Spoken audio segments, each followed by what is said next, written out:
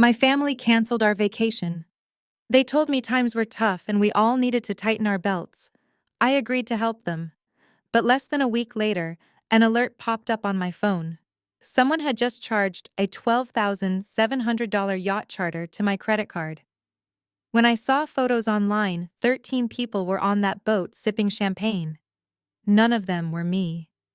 I did not yell. I picked up the phone, hit dispute all, and set a financial trap that would leave them homeless. My name is Cassidy. I am 34 years old, and I work as a financial auditor in Chicago. Before I continue this story about how I foreclosed on my own parents, let me know where you are watching from in the comments below. Hit like and subscribe if you have ever been the financial safety net for a family that took you for granted. The lie started on a Tuesday morning with a notification from our family group chat. I was sitting at my desk sipping my cup of coffee and preparing to dive into audit reports. My phone buzzed on the desk. It was a long message from my mother, Brenda. "Kids," her text began, "your father and I have been looking over our finances, and we have made a difficult decision. Due to the tough economic times, we are going to have to cancel the family trip this year. We just cannot swing it right now. We all need to be responsible and save our money. Maybe next year things will be better." I stared at the screen. My parents, Brenda and Thomas, were usually obsessed with maintaining appearances. Skipping the family vacation was out of character for them. They lived in a house in the suburbs and were always eager to show the neighbors a comfortable lifestyle. I did not question it. I felt a wave of relief wash over me. For the past 5 years, the family vacation usually meant me picking up the tab for dinners, groceries, and entertainment, while my sister Brittany and her husband Jamal treated the trip like a resort. I typed back a supportive response. "I understand, Mom. It is a smart move to be financially responsible. Let me know if you and Dad need anything." Brittany replied with a string of emojis. She complained about how she had already bought swimsuits and how unfair it was that they had to suffer because the economy was bad. Jamal, her husband, did not reply at all. Jamal was 38 years old, an African-American man who proudly styled himself as a lifestyle entrepreneur. In reality, his business ventures rarely produced income. He spent most of his time networking and trying to project an image of extreme wealth. I put my phone away and turned my attention back to the spreadsheet. My job as a financial auditor requires intense focus. I track missing funds, identify fraud, and hold people accountable for every cent. It requires a cold, analytical mindset. Ironically, that was the opposite of how I had always handled my family. An email popped up. It was a renewal notice for my auto insurance. Seeing the insurance logo made my stomach knot up, triggering a memory from 6 months ago that illustrated my family dynamic. Jamal had called me in a panic, begging to borrow my SUV. He claimed he had a critical networking event with investors, and his own car was in the shop. He told me that arriving in my vehicle would give him the leverage he needed to close a deal. Against my better judgment, I handed over the keys. I told him to be careful and bring it back by morning. He returned the car 3 days later. The gas tank was empty. The interior smelled like stale cigars and cologne. Worst of all, there was a scrape along the bumper. When I confronted Jamal about the damage, he waved his hand and said somebody must have hit him in the parking garage. He offered no apology and no money to cover the deductible. Furious, I went to my parents to complain. I expected them to hold Brittany and Jamal accountable. Instead, my father sat me down in his study and gave me a lecture on family loyalty. "Do not make a fuss about this, Cassidy," my father said. "Jamal is a businessman. He needs to project success for his brand. He is trying to build a future for your sister. You have a job and a salary. You can afford to fix a scratch. Do not be petty and tear down your brother-in-law over a piece of metal." My mother chimed in, reminding me that Brittany was stressed and did not need the anxiety of paying for car repairs. As always, I was expected to absorb the cost, swallow my frustration, and keep the peace. I was the responsible one, which in my family translated to being the human ATM. It was the moment I realized that my family did not respect my hard work. They only respected the access it gave them to my money. Following that disaster, I established my first financial boundary. I refused to give them cash loans anymore. However, the guilt trips were relentless. My mother constantly worried about medical emergencies or crises. To appease her, I eventually agreed to give her an emergency credit card. It was a card linked to my account designated for medical emergencies or life-threatening situations. I made the rules clear. Reflecting on that history, I felt proud of myself for accepting the canceled vacation so calmly. I assumed my parents were taking my financial boundaries seriously. I thought they were learning to live within their means. I had no idea that while sitting in my office, my family was executing the most brazen financial betrayal I could imagine. The weapon used was that emergency credit card. The physical trigger happened on a Thursday afternoon. My phone vibrated against the polished wood of my desk. It was an alert from the American Express application. The text glowed red on my screen, indicating a high-value fraud alert.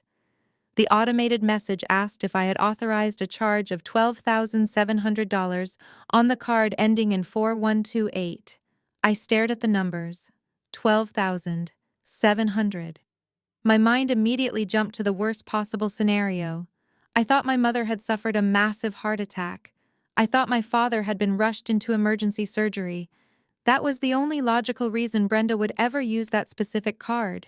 I had explicitly designated it for life-threatening medical emergencies only. I unlocked my phone, my hands shaking slightly, preparing myself to call the hospital and ask for the intensive care unit.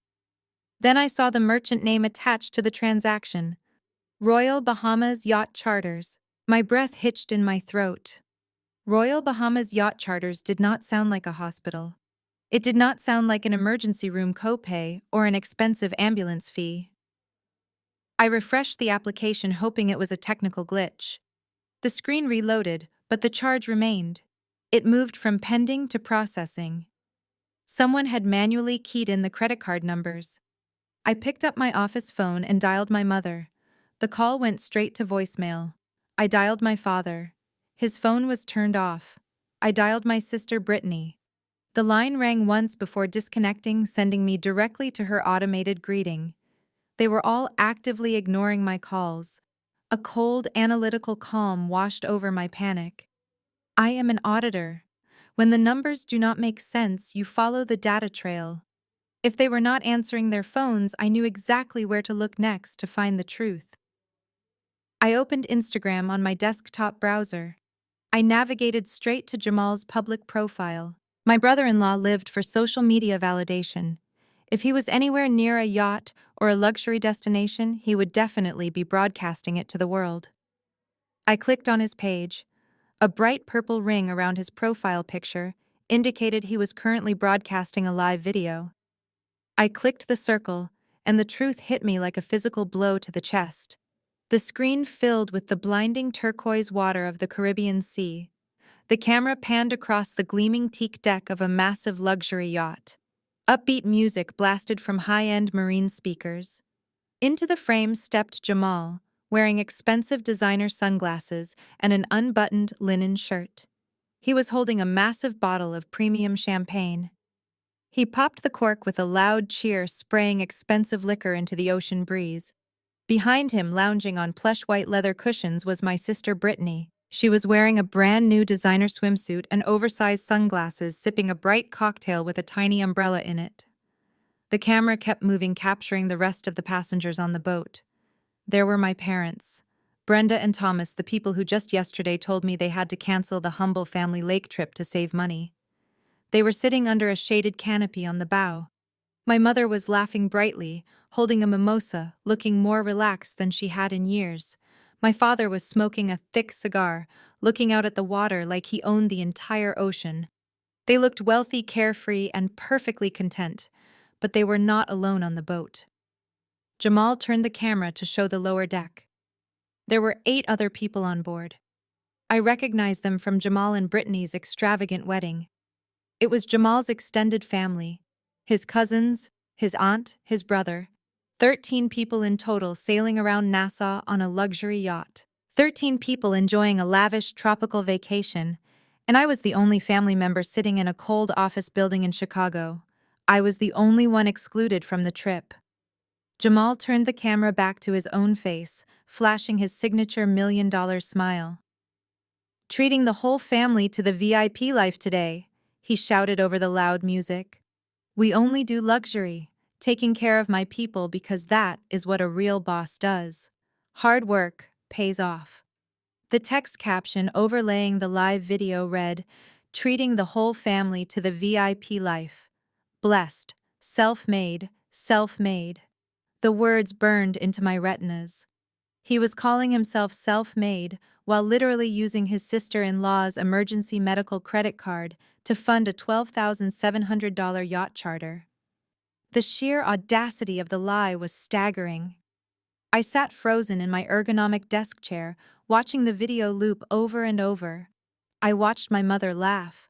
I watched my sister pose for the camera. I watched Jamal claim my hard-earned money as his own personal success. The pieces of the puzzle slammed together in my mind with perfect clarity. The text message from Brenda about canceling our humble lake cabin trip had been a calculated smokescreen. They did not cancel the family vacation. They upgraded it. They upgraded it to a tropical paradise, invited a dozen extra people, and deliberately uninvited me. They knew I would never agree to pay for Jamal's extended family to go on a luxury cruise. They knew I would ask questions about the budget, so they cut me out of the picture entirely, but they kept my wallet. I realized exactly how it happened. Brenda had the physical emergency card in her purse. Jamal likely wanted to impress his relatives and needed to book a yacht to maintain his fake millionaire lifestyle.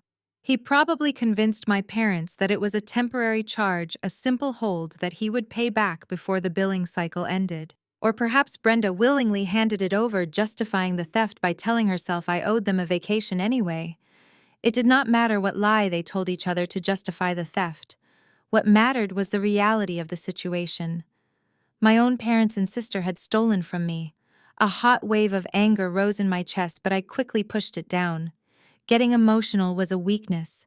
Reacting with rage would only give them ammunition to call me crazy or dramatic. My family had always relied on my compliance. They assumed I would see the charge, get angry, maybe yell at them over the phone, but ultimately pay the bill to avoid ruining their trip and damaging the family reputation. They expected me to be the good, responsible daughter who swallowed her pride to keep the peace. They assumed I would just absorb the $12,700 blow. They forgot what I do for a living. I track financial fraud. I dismantle shell companies. I freeze assets for breakfast. I do not cry over stolen money. I recover it. I looked at the video one last time. I watched Jamal toast to his own fake success. I watched my parents enjoy the fruits of my labor while leaving me behind. The betrayal was absolute. It severed the final thread of obligation I felt toward them. I did not shed a single tear. I did not scream or throw my phone across my office. In the past, the old Cassidy might have drafted a furious, emotionally charged text message begging for an explanation. I would have asked my mother how she could look me in the eye and lie about a humble lake cabin while packing designer resort wear behind my back. I would have demanded an apology from Jamal for his blatant theft. But emotional reactions are a currency that manipulators use to feed their egos. By showing anger, you prove they still hold power over you. I refuse to hand over any more of my power. The obedient daughter and the compliant sister within me clocked out forever. The senior financial auditor clocked in. I picked up my desk phone and dialed the premium customer service line for American Express. While the automated system routed my call, I pulled up my account dashboard on my dual monitors. The numbers stared back at me in harsh black and white. A pending charge of $12,700. It was a massive sum, but more importantly, it was entirely unauthorized. A customer service representative named David answered the line, his voice polite and professional. I did not mince words. I told him I needed to report a stolen credit card and immediately dispute a fraudulent charge of nearly $13,000. David immediately switched to his high-priority fraud protocol. He asked if I had my physical card in my possession. I confirmed that my primary card was sitting safely in my wallet in Chicago. He then asked if the compromised card was the secondary one issued to my mother, Brenda. I told him yes, but I explicitly stated that she was only authorized for medical emergencies and that the card details had been misappropriated for a luxury yacht charter in another country. I stated clearly, and for the recorded line, that I was not in the Bahamas, I had not authorized a marine vessel rental, and I suspected a severe case of identity theft and familial fraud. The representative typed rapidly on his keyboard. He informed me that to dispute a charge of this magnitude as fraud, they would need to launch a formal investigation and immediately freeze the entire account.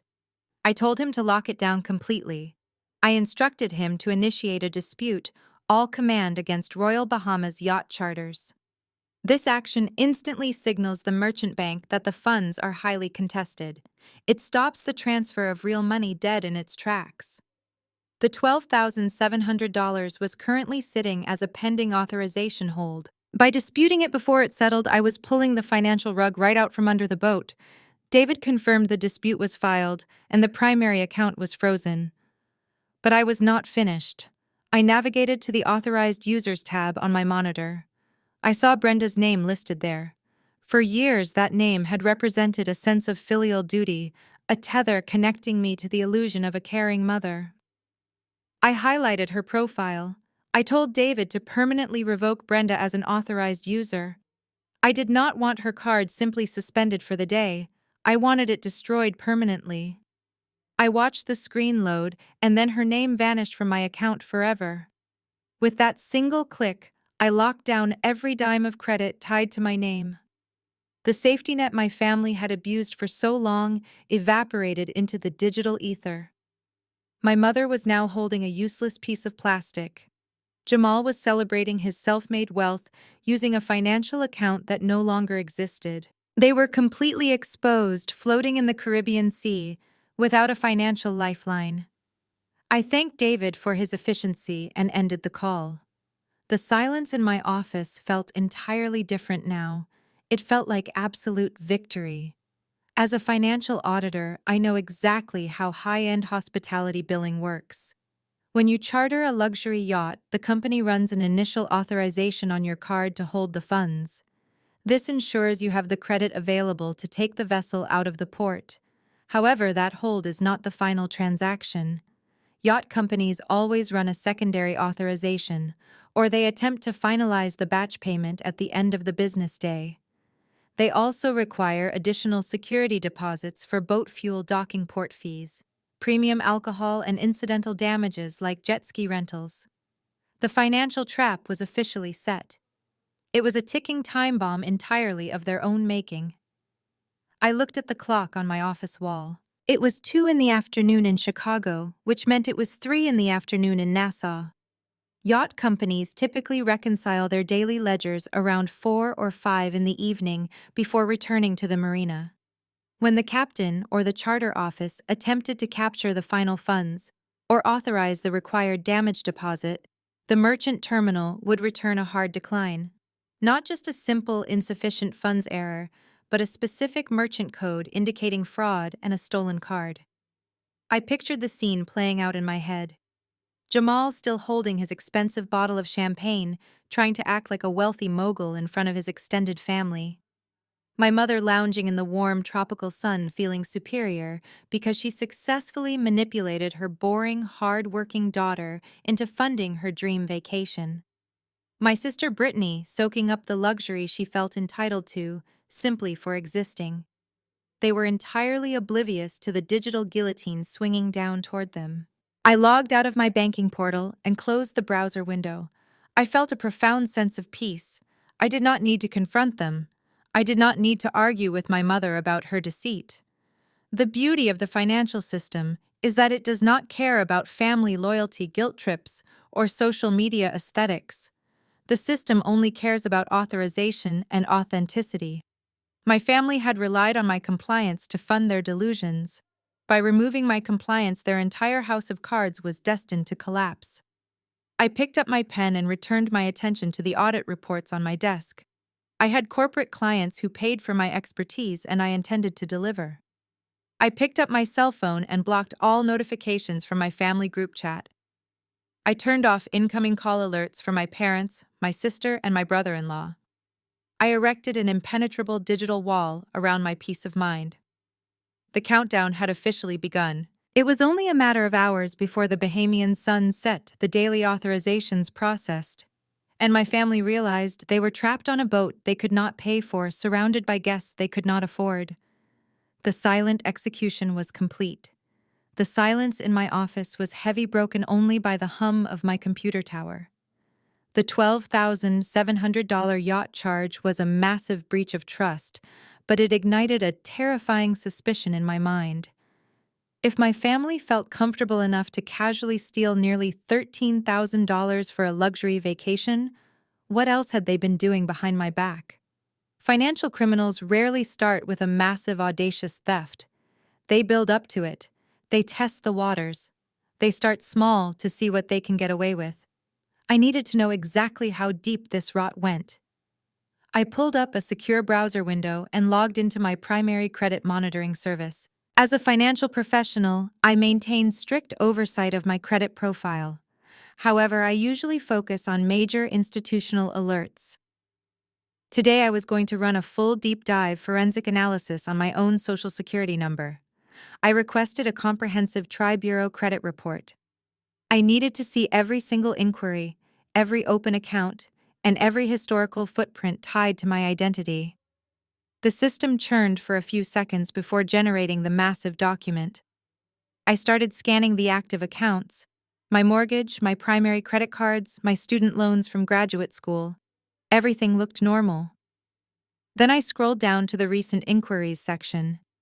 My eyes stopped on a hard pull from a regional Midwestern bank, dated exactly 3 months ago. I did not have any accounts with that bank. I had not applied for any new lines of credit.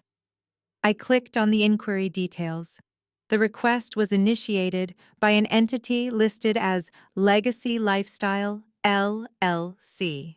My stomach turned to ice, too. Legacy Lifestyle was the name Jamal used on his Instagram profile. It was the imaginary umbrella company he claimed housed his various entrepreneurial ventures. I dug deeper into the report, searching the active trade lines. There it was. Buried under a secondary commercial credit file was an active personal loan for $15,000. The loan was issued to Legacy Lifestyle LLC, but it was personally guaranteed by my Social Security number. I leaned back in my chair, staring at the screen. The yacht charge was theft via an authorized card. It was a betrayal of trust, but it was contained within an account I controlled. This $15,000 loan was entirely different. This was premeditated, calculated identity theft. Jamal had somehow obtained my Social Security number, likely from a family document, or perhaps my parents had carelessly provided it to him. He then used my pristine credit score to secure a $15,000 cash loan for his fake company, completely bypassing my consent or knowledge. The implications were staggering.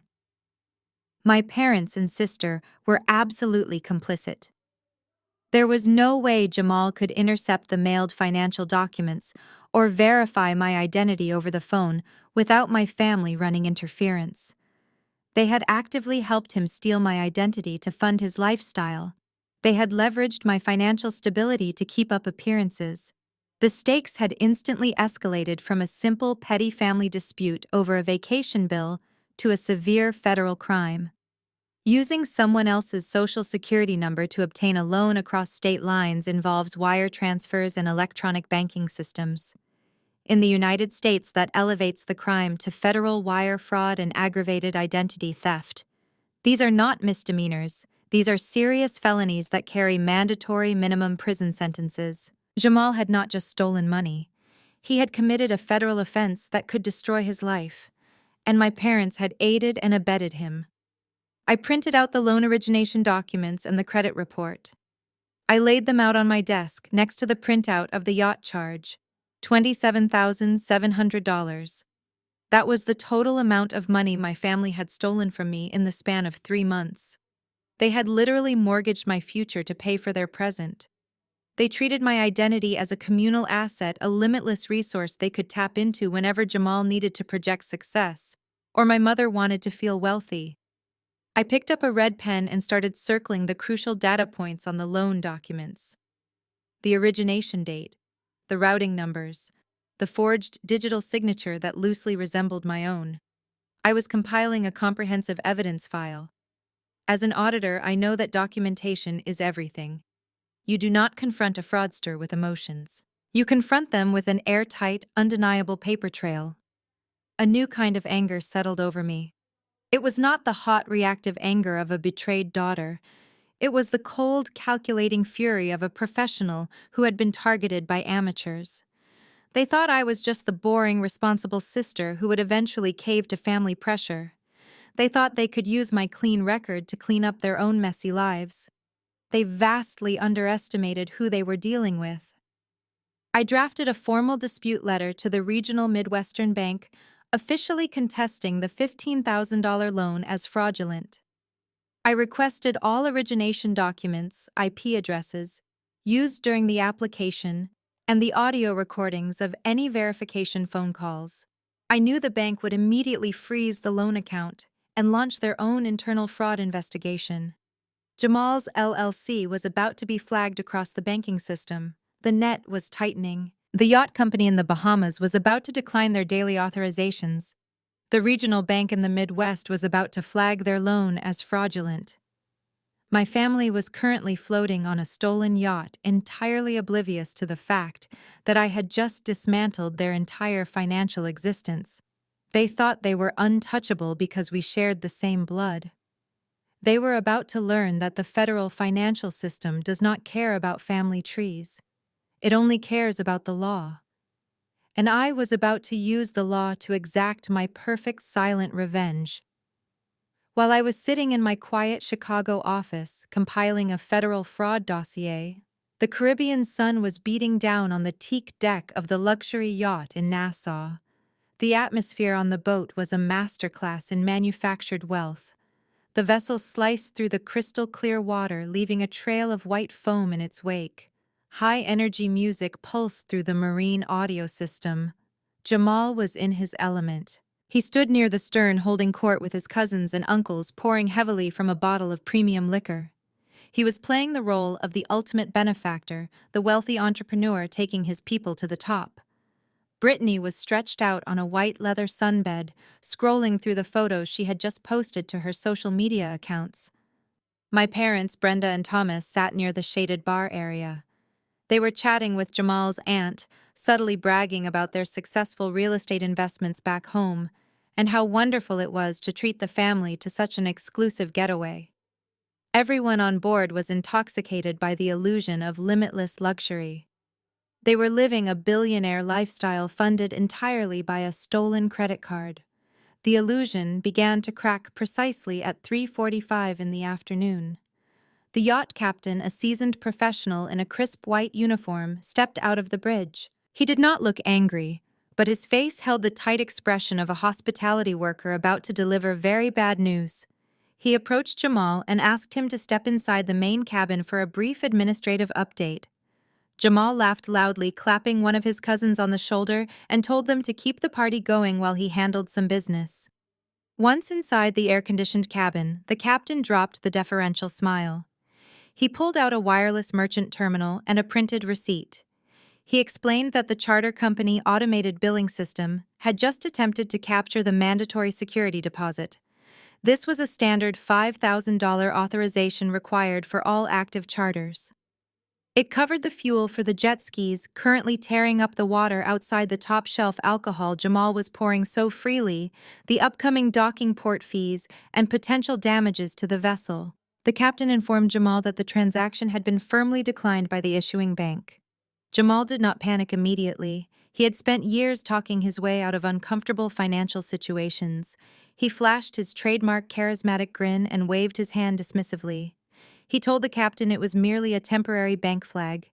He claimed his wealth management team was overly cautious about international charges and must have frozen the transaction out of an abundance of security. He reached into his designer linen trousers and pulled out a heavy matte black credit card. He handed it to the captain with a flourish, telling him to put the $5,000 deposit on his personal business account.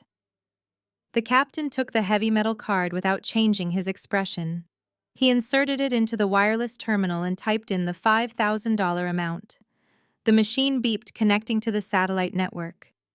Jamal stood confidently adjusting the collar of his shirt. A sharp negative tone emitted from the terminal.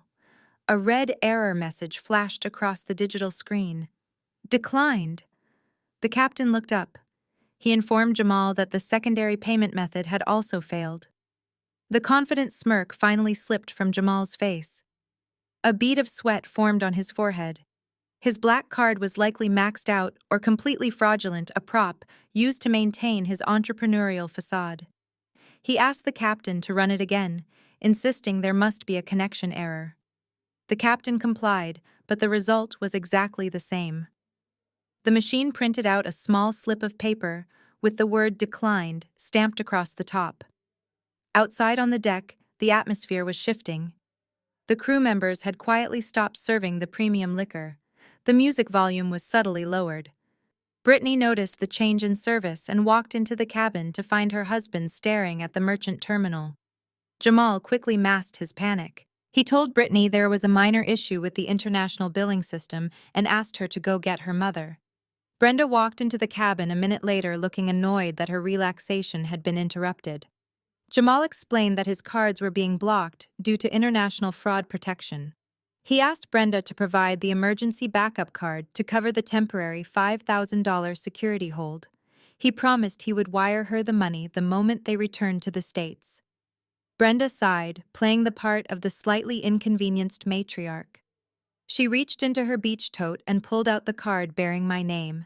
She handed it to the captain, apologizing for her son-in-law's banking issues.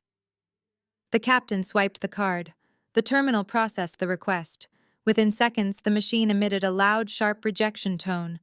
The screen displayed a hard decline code indicating a stolen card and instructing the merchant to retain the plastic. The captain pulled the card from the machine and placed it securely in his own pocket. Brenda gasped, demanding to know what he was doing. The captain stepped back, crossing his arms over his chest. His polite hospitality protocol vanished entirely. He informed them that the card had been flagged as stolen by the issuing bank. He looked directly at Jamal and stated that attempting to fund a marine charter with stolen financial information was a severe maritime offense. The captain picked up his radio and issued a command to his crew.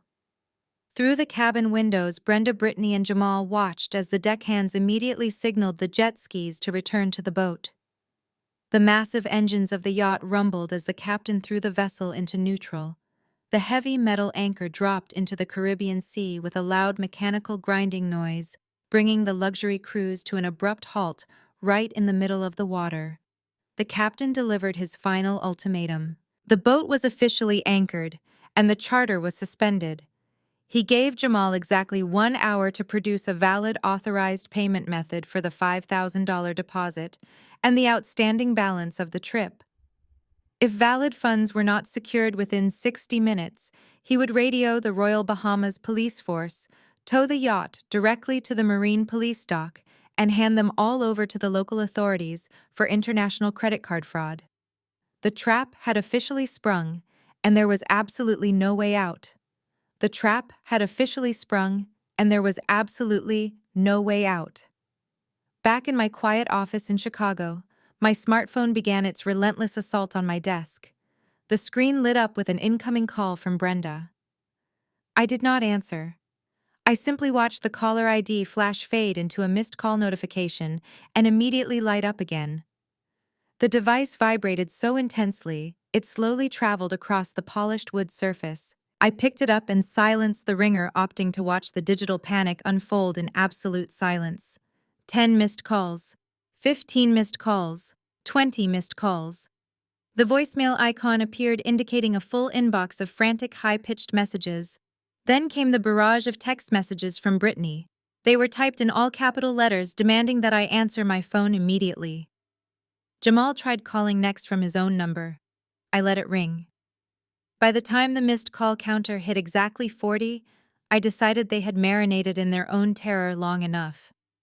I pressed the green accept button on the 41st attempt and brought the receiver to my ear. I did not say hello. I simply listened to the chaotic symphony of their crumbling facade. Through the speaker, I heard the faint sound of seagulls and crashing waves. But those tropical sounds were entirely drowned out by the sheer panic echoing in the background. I heard Jamal arguing loudly with someone, likely the yacht captain, his voice cracking with desperation. I heard Brittany crying, her shrill sobs cutting through the Caribbean breeze. Then my mother spoke, breathless and hysterical. "Cassidy, call the bank immediately. They froze the card, and Jamal's family is looking at us like we are criminals." Her voice was a mixture of absolute terror and familiar entitlement. She did not ask how I was. She did not apologize. She barked a command, expecting me to instantly fix the disaster she had orchestrated. I leaned back in my ergonomic chair and took a slow, measured breath. I kept my voice completely devoid of emotion. My tone was the exact same flat professional register I use when informing a corporate client they are being audited for embezzlement. "I am sorry, Mom," I said. "I cannot call the bank to lift the freeze. I just got off the phone with the fraud department. Someone stole my emergency medical card to rent a luxury yacht in Nassau. The bank flagged it as a stolen card and locked the entire account down." There was a sharp intake of breath on the other end of the line. The background noise on the yacht seemed to freeze for a split second. "What do you mean you reported it as fraud?" Brenda shrieked, dropping all pretense of maternal affection. "You know I have that card. You need to call them back right now and tell them it was authorized. The captain is threatening to call the Bahamian police. Do you want your own family to go to a foreign jail?"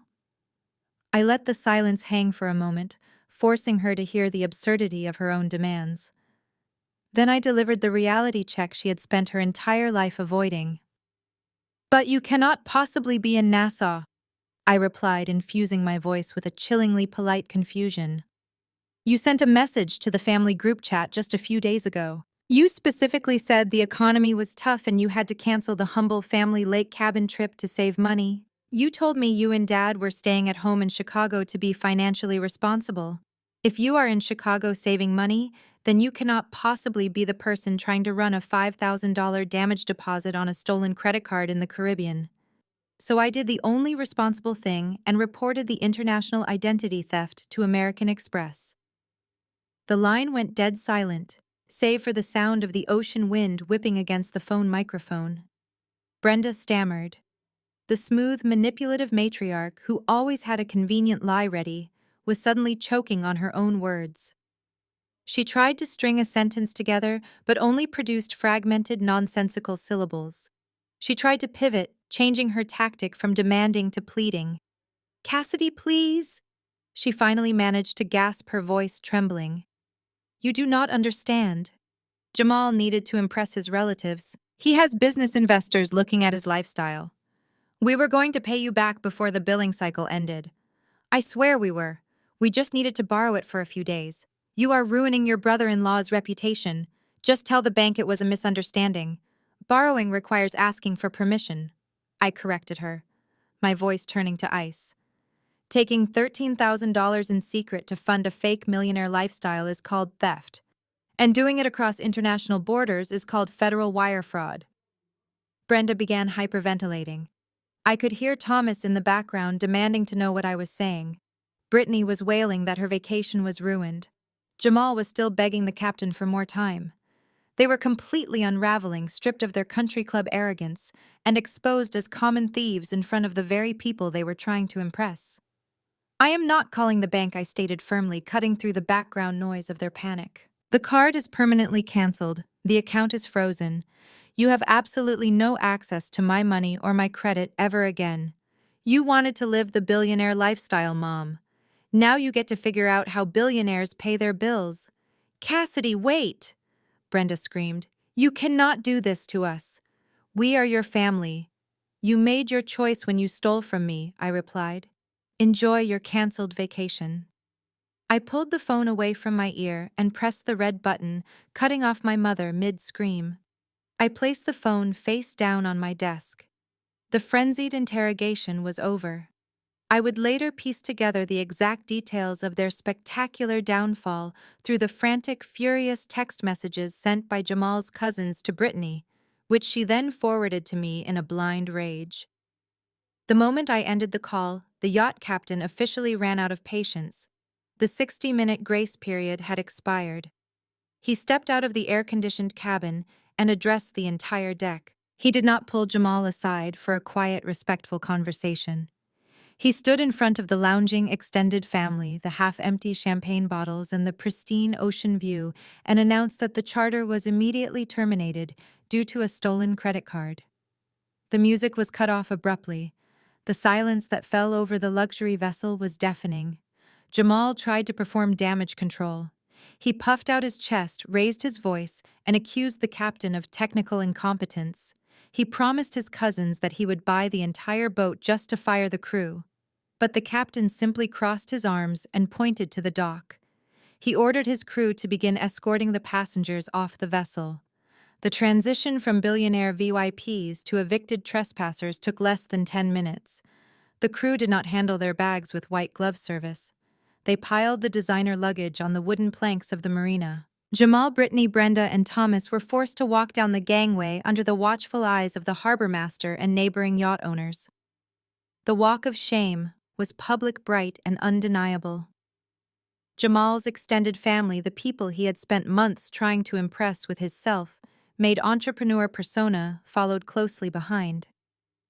The cousins who had been cheering his success an hour ago were now demanding answers. They realized there was no private jet waiting for them. There was no luxury villa booked for the evening. The entire lavish lifestyle was a hollow shell funded by a stolen piece of plastic. The aunts and uncles demanded to know how they were supposed to get back to the United States. Jamal mumbled excuses about frozen corporate assets and international banking regulations, but nobody was buying the routine anymore. The facade was completely shattered. Standing on the sweltering dock in their expensive resort wear, the reality of their situation crashed down on them. They were stranded in Nassau. They needed to book 13 commercial airline tickets back to Chicago immediately. Last-minute international flights are incredibly expensive. Brenda and Thomas had already drained their available checking accounts to pay for the initial travel expenses that they thought would be heavily subsidized by my stolen credit card. Brittany was panicking, crying that she could not stay in a cheap airport hotel. The extended family was growing hostile, threatening to expose Jamal on social media if he did not fix the mess he created.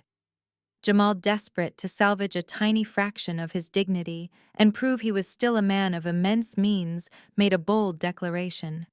He announced he would sacrifice his most prized possession to secure the funds for everyone to fly home comfortably. He took off the heavy diamond-encrusted watch he always wore. It was the same watch he constantly flashed in his entrepreneurial videos, claiming it was a custom timepiece worth $40,000. He told the angry group to wait at the Marina Cafe while he visited a local high-end jeweler to liquidate the asset. He promised he would return with a stack of cash to cover all their first-class tickets back to Chicago. Thomas and Brenda followed him, anxious to oversee the transaction and secure their own way home. They walked several blocks away from the glamorous tourist district and found a local pawn shop that advertised cash for luxury goods. Jamal walked in with his head held high, attempting to exude the aura of a wealthy businessman experiencing a temporary cash flow issue. He placed the heavy gold watch on the glass counter. He told the pawnbroker he needed a quick $20,000 loan and was willing to use his custom timepiece as collateral. The pawnbroker, an older Bahamian man with a jeweler's loop permanently attached to his eye, picked up the watch. He did not look impressed. He turned it over in his calloused hands, feeling the weight and examining the links. He placed his loop over his eye and scrutinized the dial. The inspection lasted exactly 15 seconds. The pawnbroker let out a sharp, booming laugh that echoed through the small, dusty shop. He tossed the watch back onto the glass counter. It landed with a hollow metallic clatter. The pawnbroker did not try to spare Jamal's feelings. He looked directly at Thomas and Brenda, then back at Jamal and spoke in a loud, carrying voice. He announced that the watch was a cheap counterfeit. He pointed out the glued-on glass crystals, the faulty sweeping mechanism of the second hand, and the low-grade steel painted to look like gold. He declared it was worth absolutely nothing and told Jamal to take his fake jewelry out of his shop before he called the police for attempted fraud. Jamal stood frozen in absolute humiliation. Thomas stared at his son-in-law, his face turning a dangerous shade of red. Brenda covered her mouth in horror. They suddenly realized the depth of the deception. The man they had constantly defended, the entrepreneur they had ordered me to respect and subsidize, was wearing plastic jewelry. He had nothing. The burden of transporting 13 angry people back to Chicago fell squarely onto Thomas and Brenda. They were forced to call their own retirement account managers, begging for an emergency wire transfer with exorbitant penalty fees just to purchase economy tickets on a budget airline. They spent the next 12 hours sitting on the hard plastic chairs of the Nassau Airport terminal, surrounded by Jamal's furious relatives who refused to speak to them. The walk of shame was now complete. They had no yacht, no money, and no dignity left. They had no yacht, no money, and no dignity left. The miserable flight back to Chicago was only the beginning of their nightmare. I tracked their flight from Nassau to Chicago online. I knew exactly when they landed, which meant I knew exactly when they would arrive at my front door. I spent my Saturday morning cleaning my house, brewing a fresh pot of coffee, and organizing my documentation. I wanted my environment to reflect my mental state, orderly, precise, and completely under control. Less than 2 hours after their plane touched down, tires screeched in my driveway. Car doors slammed with aggressive force. Heavy footsteps marched up my front walkway, followed immediately by frantic, violent pounding on my front door. The wood rattled in its frame. The doorbell chimed repeatedly in a continuous loop. I took a sip of my coffee, set the mug down, and walked toward the foyer. I unlocked the deadbolt and pulled the door open. My family stood on my porch, looking like a group of wealthy castaways dragged through a hurricane. They were sunburned, sleep-deprived, and wearing the same wrinkled resort clothing from the marina. Thomas pushed his way past me into the entryway. Brenda followed right on his heels, her face blotchy and her eyes red from crying. Brittany dragged her feet behind them, looking utterly miserable. Jamal brought up the rear, hovering near the doorframe, avoiding my gaze completely. The fake millionaire bravado was entirely stripped away, leaving a desperate, cornered man. Thomas did not waste time on greetings. He pointed a trembling finger directly at my face. His voice boomed through my house, vibrating with displaced rage. "Pick up your phone and call American Express," he ordered. "You are going to tell them that you made a mistake. You are going to tell them the charge was authorized, and clear this up immediately. Do you have any idea what you have done? You forced me to liquidate a portion of my retirement portfolio just to buy economy airline tickets to get everyone home. You are destroying your brother-in-law's reputation over a simple misunderstanding." I looked at Thomas, then at Jamal. "Destroying his reputation," I repeated, keeping my voice deadpan. "A reputation is built on reality. Jamal built his on my credit limit." Brenda stepped forward, trying to use her manipulation tactics. She wrung her hands together, playing the victim. "Cassidy, how could you be so cruel to your own flesh and blood? Jamal was just trying to do something nice for his relatives. We were going to pay you back. You humiliated us. His family will never look at us the same way again." Jamal tried to pawn his watch to save us, and the pawnbroker laughed in his face because it was a replica. Do you know how degrading that was for him? I stared at my mother, marveling at her absolute inability to assign blame to the actual culprit. She was more upset about the public humiliation of a fake watch than the reality of a stolen credit card. I did not back down or raise my voice. I simply turned my back on them and walked into the kitchen. They followed me like a pack of angry wolves expecting a fight. Instead, I picked up a thick manila folder resting on the marble countertop. I pulled out a stack of papers and dropped them onto the kitchen island. The documents landed with a heavy, definitive slap against the stone. I gestured for Thomas and Jamal to step closer. "Look at these," I commanded. Thomas scowled but stepped forward, looking down at the papers. Jamal hung back his eyes, darting toward the front door as if calculating his escape route. "This is a credit report run on my social security number," I explained, tapping the top page. "And this beneath it is a loan origination document from a regional Midwestern bank. 3 months ago, a personal loan was disbursed in the amount of $15,000.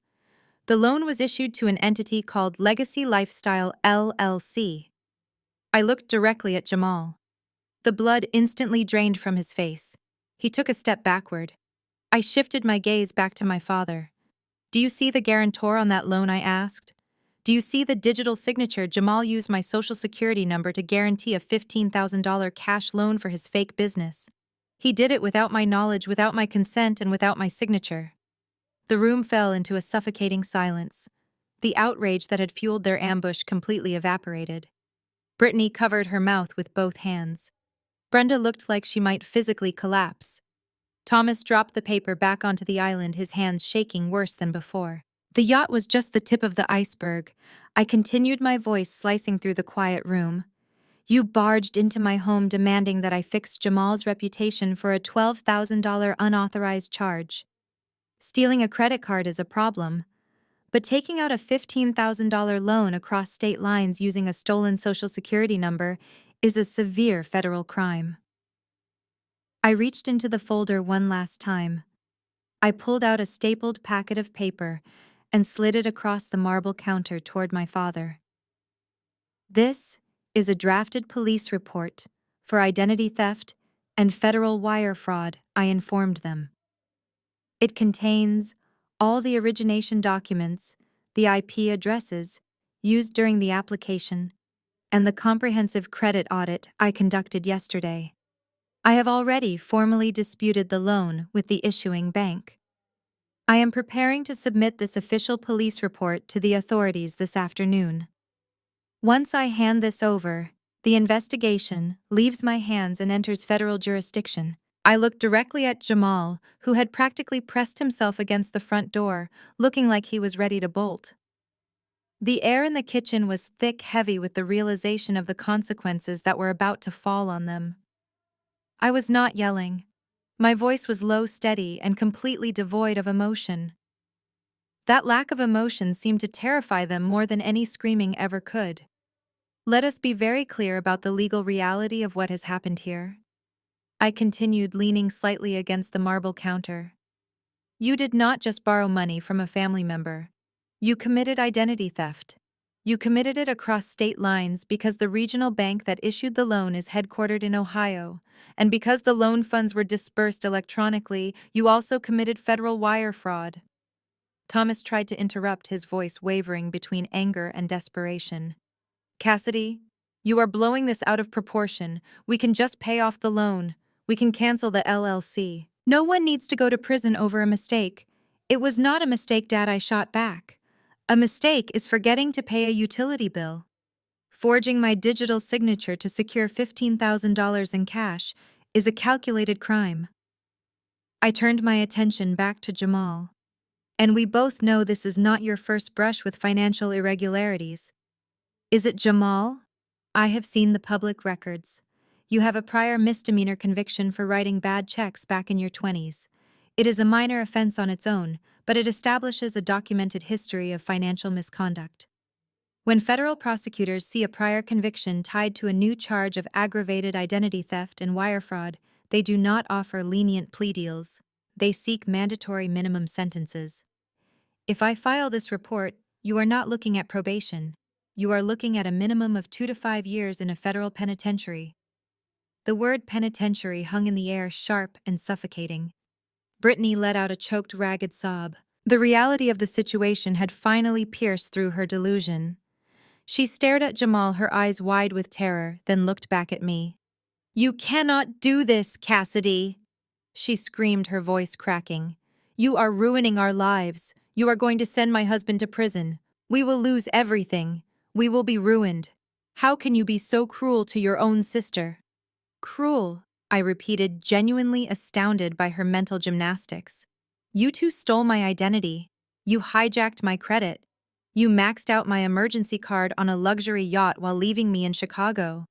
You risked my financial future to fund your fake Instagram lifestyle. And you are calling me cruel for reporting a crime. I am simply applying the consequences of your actions. Brenda stepped forward, her face streaked with tears and smeared makeup. She was trembling, realizing that her golden child was about to lose her husband to the federal prison system, and that the social embarrassment of a criminal conviction would destroy their country club reputation forever. She resorted to the ultimate enabler tactic, the weapon she had used against me my entire life, to force compliance. Cassidy. Please, Brenda begged, clasping her hands together in front of her chest. I am begging you. He is family. You cannot send family to prison. We know he made a terrible mistake, but we can fix this. Your father and I will fix this. We will pay you back every single cent. We will cover the yacht charge. We will pay off the $15,000 loan. We will cover any fees, any interest, any penalties. Just please do not file that police report. Name your terms. Whatever you want, we will do it. Just keep this out of the courts. I looked at my mother, watching her humiliate herself to save the man who had stolen from me. She was willing to mortgage her own future to protect Jamal from the consequences of his actions. She was willing to do whatever it took as long as it meant keeping the family scandal a secret. Thomas nodded vigorously beside her. We will pay you back, Cassidy. Every dime. You have my word as your father. We will make you whole. The desperation in the room was palpable. Jamal was practically shaking, staring at the drafted police report on the counter like it was a loaded weapon. Brittany was sobbing into her hands, the illusion of her perfect lifestyle completely shattered. Brenda and Thomas were staring at me, pleading with their eyes, waiting for me to dictate the terms of their surrender. They thought they were negotiating a simple financial settlement. They had no idea that I was about to restructure our entire family dynamic, and I was going to use their own desperation to do it. The trap had been set, the bait had been taken, and now it was time to lock the cage. I looked at the 4 people standing in my kitchen. They were waiting for me to speak, hanging on my every word. For my entire life, I had been the one waiting for their approval. I had been the one trying to earn a place in their perfectly curated suburban lives. Now the power dynamic was entirely inverted. I did not feel a shred of pity for them. I only felt the cold satisfaction of an auditor closing a heavily balanced ledger. I picked up the drafted police report from the marble island and tapped the edges against the stone to align the pages. I looked directly at my father. You want to keep this out of the federal court system, I stated clearly. You want to protect Jamal from a felony conviction, and you want to protect your own social standing at the country club. I understand your motivations perfectly. I am willing to offer you a settlement, but it will be entirely on my terms. There will be no negotiations. There will be no family discounts. Brenda let out a loud breath of relief, her hands dropping to her sides. Oh, thank God, she breathed, attempting to step forward. We knew you would see reason, Cassidy. We knew you would not destroy your own family. Do not take another step toward me, I warned, my voice cutting through her relief like a knife. I am not doing this out of family loyalty. I am doing this to recover my stolen assets. Here are my terms. You have exactly 30 days to repay the entire amount.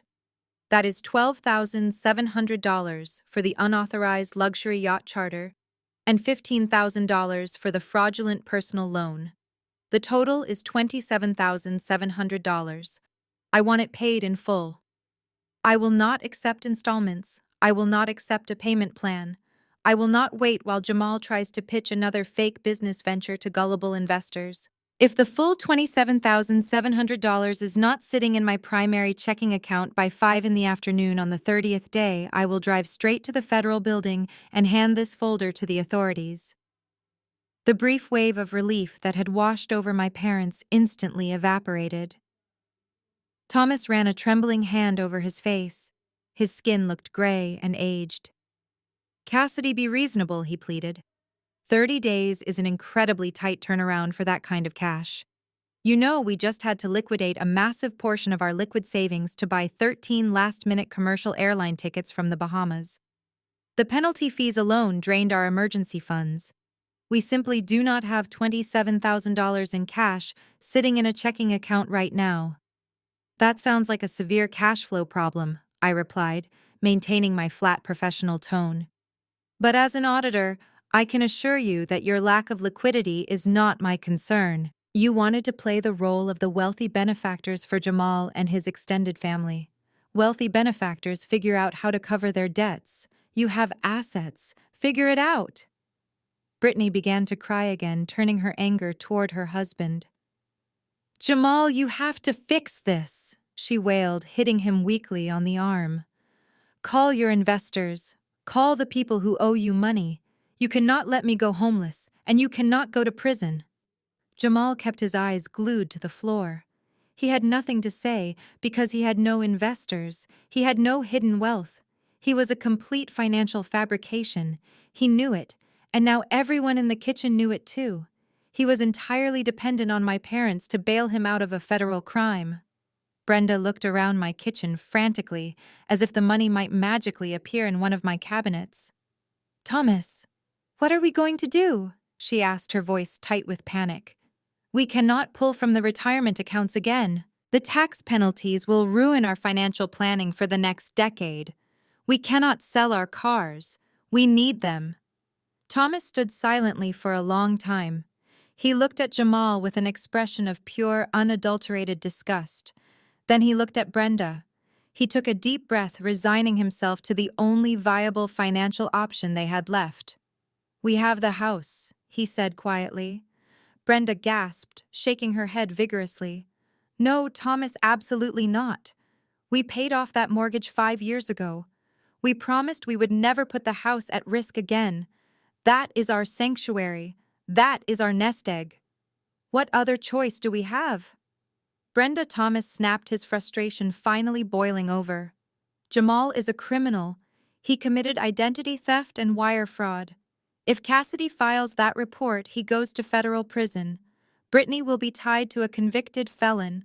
Our friends will find out. The community will know our son-in-law is a fraudster. We will be ruined socially, and Brittany will be ruined financially. We have to leverage the house. It is the only asset we have that can generate $30,000 in less than a month. Thomas turned back to me, his posture defeated. We will take out a home equity line of credit, he announced.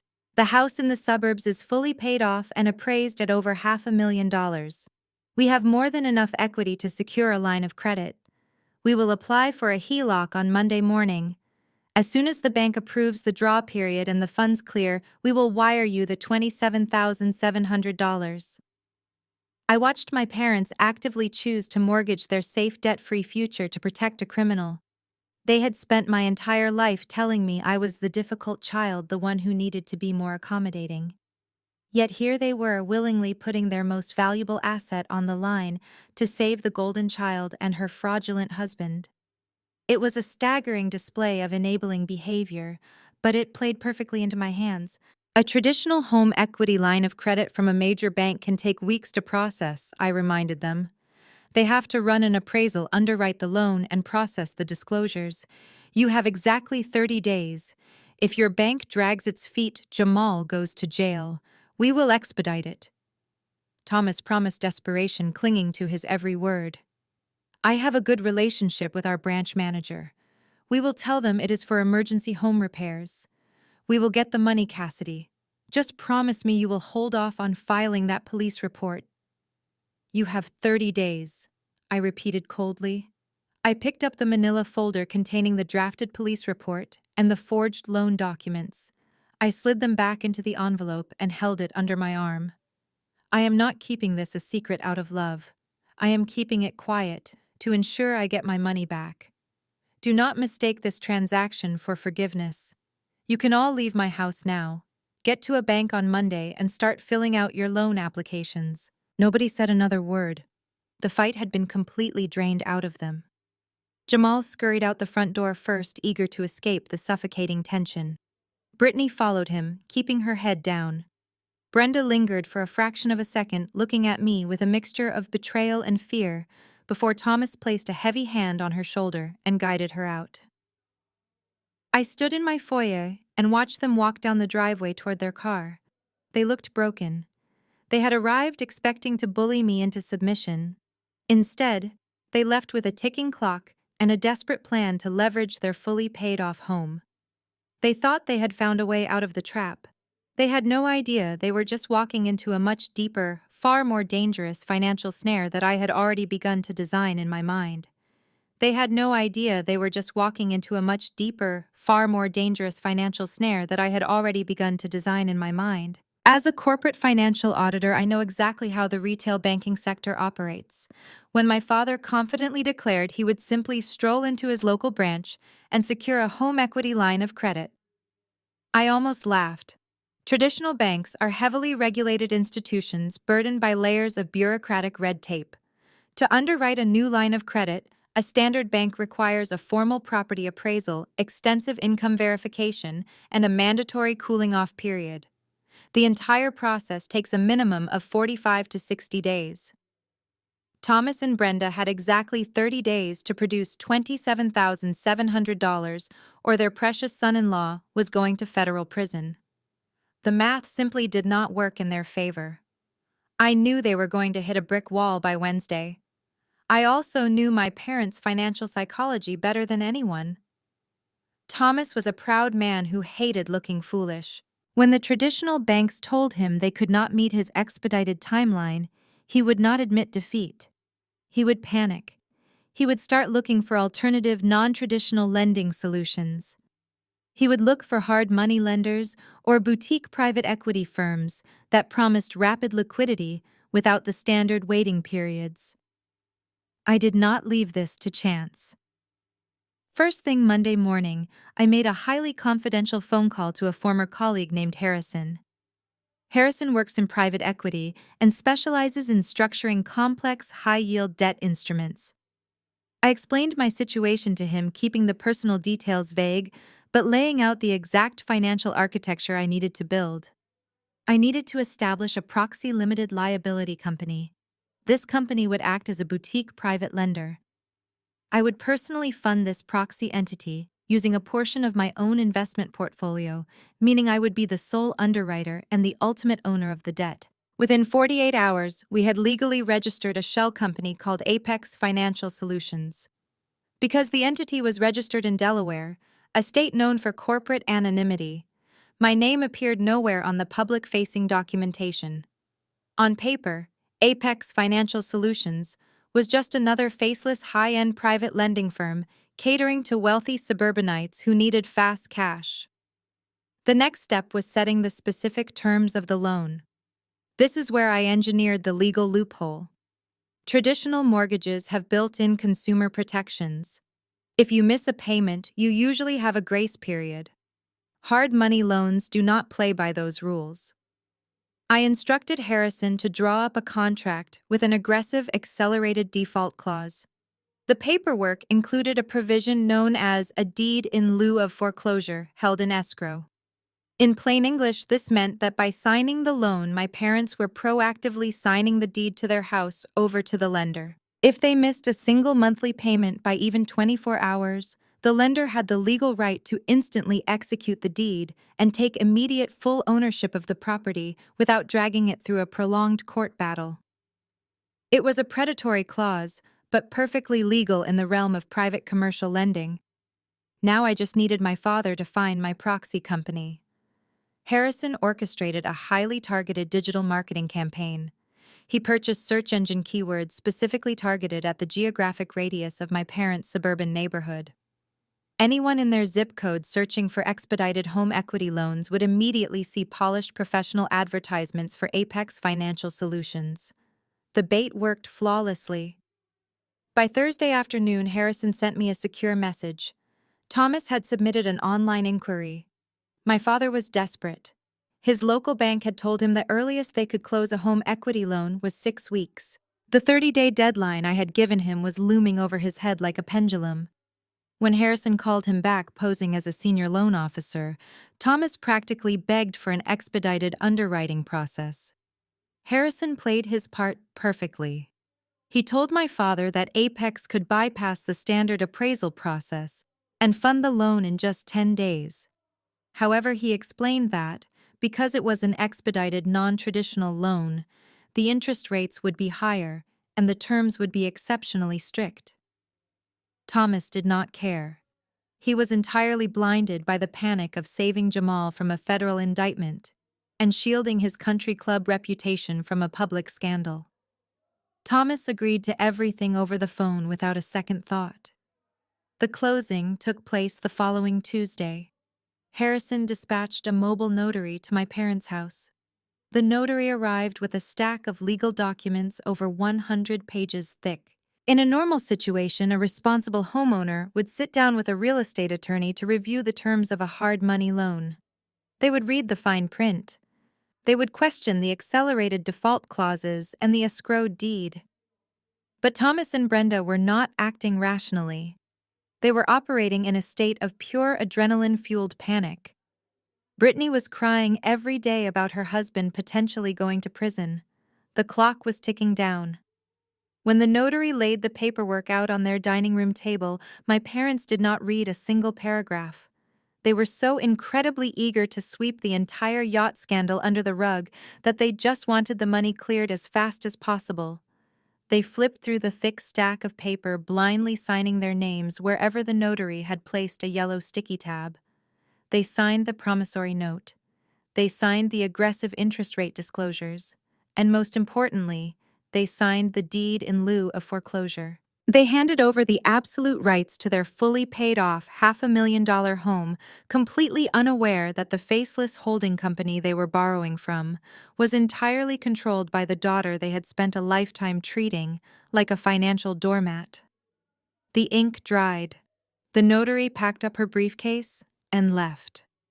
The next morning, Apex Financial Solutions wired $27,700 to my parents' checking account. They had secured the funds to pay me off and save Jamal. They thought they had won. They thought they had successfully preserved their perfect family image. They had no idea they had just handed me the keys to their entire kingdom. Exactly 48 hours after the mobile notary left their suburban house, a digital notification chimed on my primary workstation. The wire transfer had cleared the Federal Reserve Network. $27,700 was sitting safely in my checking account. My parents had met the 30-day deadline with just a week to spare. I picked up the manila folder containing the drafted police report, the forged loan documents, and the yacht charter receipts. I walked over to the heavy-duty cross-cut shredder in the corner of my office and fed the entire stack into the machine. The immediate threat of federal prison for Jamal was officially off the table. I sent a brief 2-word text message to my mother confirming receipt. Debt cleared. I did not say thank you. I did not offer forgiveness. I simply closed the initial ledger. Across town, a massive wave of relief washed over my family. They truly believed the crisis was completely resolved. They thought they had successfully purchased their way out of a felony and could easily go back to pretending they were the perfect, affluent suburban family. But hard money lenders do not issue home equity lines of credit for exact small dollar amounts. The holding company I controlled had approved Thomas and Brenda for a total credit line of $150,000, leveraging a significant portion of the equity they had built in their home over 30 years. After paying my $27,700 ransom, they still had over $120,000 of available liquid credit sitting in an account they could access with a simple bank transfer. It was a massive pool of unsecured cash just waiting to be spent. For a man like Jamal, an open line of credit is an irresistible temptation. His ego had taken a catastrophic beating in the Bahamas. He had been humiliated in front of his extended family, exposed as a fraud by a local pawnbroker, and forced to watch his in-laws bail him out of a federal indictment. He desperately needed to reclaim his status as a high-rolling lifestyle entrepreneur. He needed a visual symbol of wealth to prove to his social media followers that he was still incredibly successful. He needed his sports car. Jamal drove a high-end imported sports car that he constantly featured in his online videos. He claimed he bought it in cash after a massive business deal. In reality, he had financed it through a predatory subprime auto lender, and he was currently 4 months behind on the monthly payments. The repossession agents were actively hunting for the vehicle in the Chicago suburbs. Jamal knew that if a tow truck showed up in my parents' driveway to drag away his sports car, his fragile facade would shatter completely. He could not let that happen. So he turned his manipulative charm toward the weakest link in the family structure. He targeted his wife. He convinced Brittany that his business was on the verge of a massive breakthrough. He spun a complex web of lies, telling her that international investors were flying into Chicago to meet with him at the end of the month. He insisted that if he lost his luxury car, the investors would smell weakness and pull their funding. He told Brittany that he just needed a short-term bridge loan to pay off the vehicle and save his company. Brittany had always been easily manipulated by Jamal, but she was also incredibly entitled. She felt she deserved the billionaire lifestyle Jamal had promised her. She knew her parents had opened a massive home equity line of credit to save her husband from prison. She also knew the login credentials for her mother's primary banking portal, because Brenda often asked her to help with online bill pay. Brittany did not ask for permission. She simply logged into Brenda's account late one night. She saw the massive available balance sitting on the screen. She initiated a wire transfer, pulling $85,000 straight out of the home equity line and dropping it directly into Jamal's personal checking account. Jamal did not just pay off his past due car balance. He paid off the entire vehicle in a single lump sum so the bank would release the title. Then he took the remaining cash and went on an absolute spending spree. He bought new designer suits. He booked VIP tables at exclusive downtown nightclubs. He purchased a new set of authentic luxury watches to replace the cheap replica that had humiliated him in Nassau. Over the next 2 weeks, he completely drained the equity line to fund his delusion of grandeur. Jamal and Brittany lived like royalty for exactly 3 weeks. They posted videos of their expensive dinners and their paid-off sports car, completely oblivious to the financial apocalypse they had just triggered. Because a home equity line of credit is not free money. It is debt tied directly to the physical property, and the boutique private lending firm I had created charged an aggressive premium interest rate.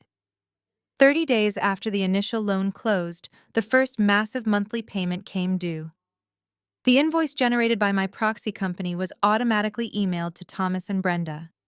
It was a substantial, aggressive premium payment designed to test the borrower's liquidity. Thomas received the billing notification on a Tuesday morning. He sat at his kitchen table, adjusted his reading glasses, and opened his banking application on his tablet. He fully intended to transfer the funds from his checking account to cover the first month of the new home equity loan. He assumed the balance on the line of credit was only $27,700. He clicked on the account details. The screen loaded. Thomas stopped breathing. The available credit limit was 0. The total owed balance was $150,000. He refreshed the application, his hands trembling violently. The numbers did not change.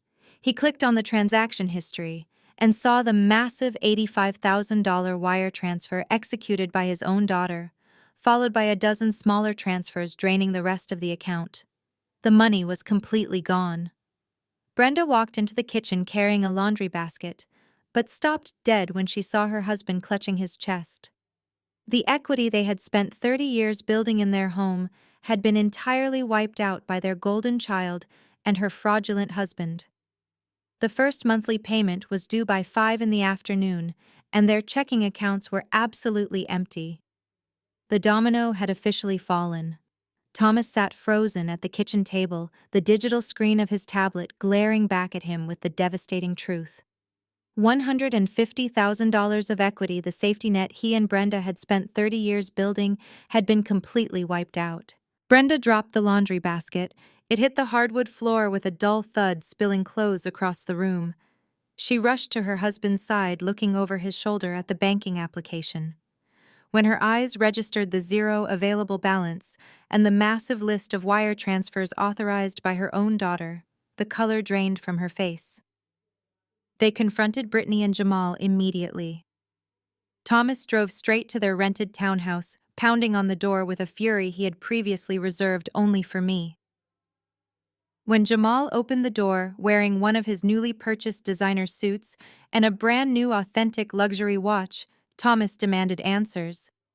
But Jamal did not apologize. He deployed the same manipulative charm he always used to escape accountability.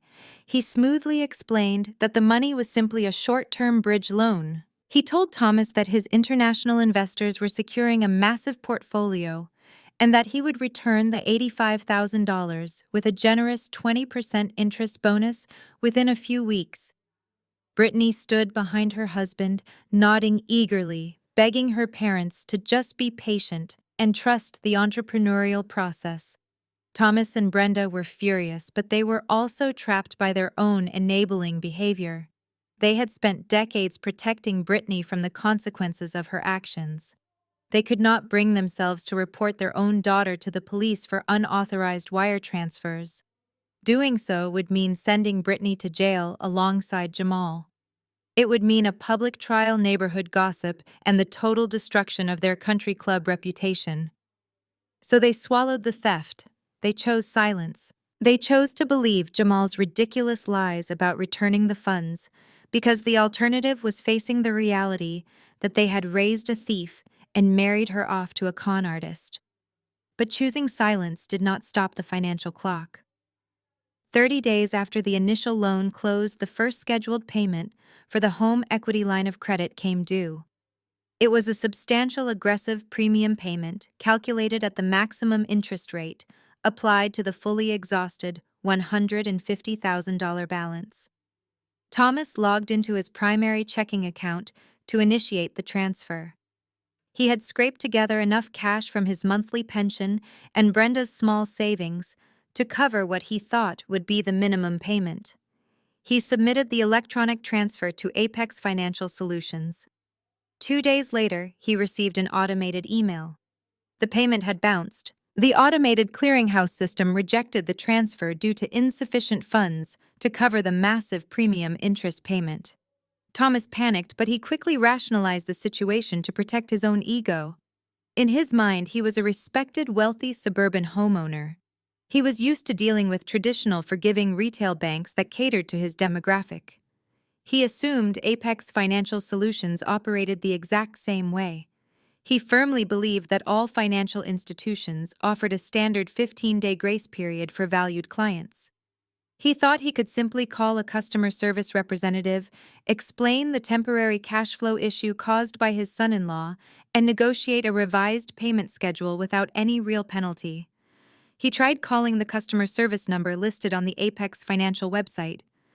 He reached a cold, automated answering service that instructed him to leave a message or send an email to the billing department. He left a confident, slightly condescending voicemail requesting a call back to discuss rearranging his payment terms. He assured the machine that the funds would be available next month. Thomas and Brenda convinced themselves the problem was completely handled. They went back to their daily routine, attending their social events and acting like absolutely nothing was wrong. They vehemently refused to tell me that they were broke again. Their pride could not handle the humiliation of admitting that Jamal had stolen from them immediately after I forced them to bail him out. They wanted to maintain the illusion that they were the strong, capable parents who had successfully managed the family crisis and protected the golden child. They thought keeping me in the dark was a massive victory. They had no idea I was sitting in my office watching every single failed transaction populate on my secure proxy dashboard in real time. Days turned into weeks. The 15-day standard grace period that Thomas imagined existed came and went without a word. Apex Financial Solutions did not return his phone calls. The automated system simply sent daily default notices to his email inbox, which Thomas promptly ignored, assuming it was just a computer glitch that a human representative would eventually override. He refused to look at the fine print of the contract he had signed. By day 45, the trap snapped completely shut. The strict default clause embedded in the fine print of the loan contract was officially triggered. Unlike a traditional mortgage that requires months of missed payments and lengthy court battles to initiate foreclosure, the hard money loan my parents had blindly signed contained a pre-authorized deed in lieu of foreclosure. This specific legal mechanism dictates that upon a critical default, the borrower voluntarily surrenders the property deed directly to the lender to satisfy the outstanding debt. There is no judge, there is no trial, there is no negotiation. Sitting in my Chicago office, I received a secure encrypted message from Harrison. The 45-day contractual cure period had expired. The borrowers were in critical default. The escrowed deed was now active. I picked up my phone and authorized Harrison to execute the documents. The legal machinery moved with terrifying corporate precision. Apex Financial Solutions legally initiated the transfer of ownership. The paperwork was electronically filed with the county clerk office, shifting the title of the $500,000 suburban home from Brenda and Thomas directly to my holding company. My proxy LLC now legally owned the house my parents were currently sleeping in. The foreclosure process was not looming in the future. It was already completed on paper.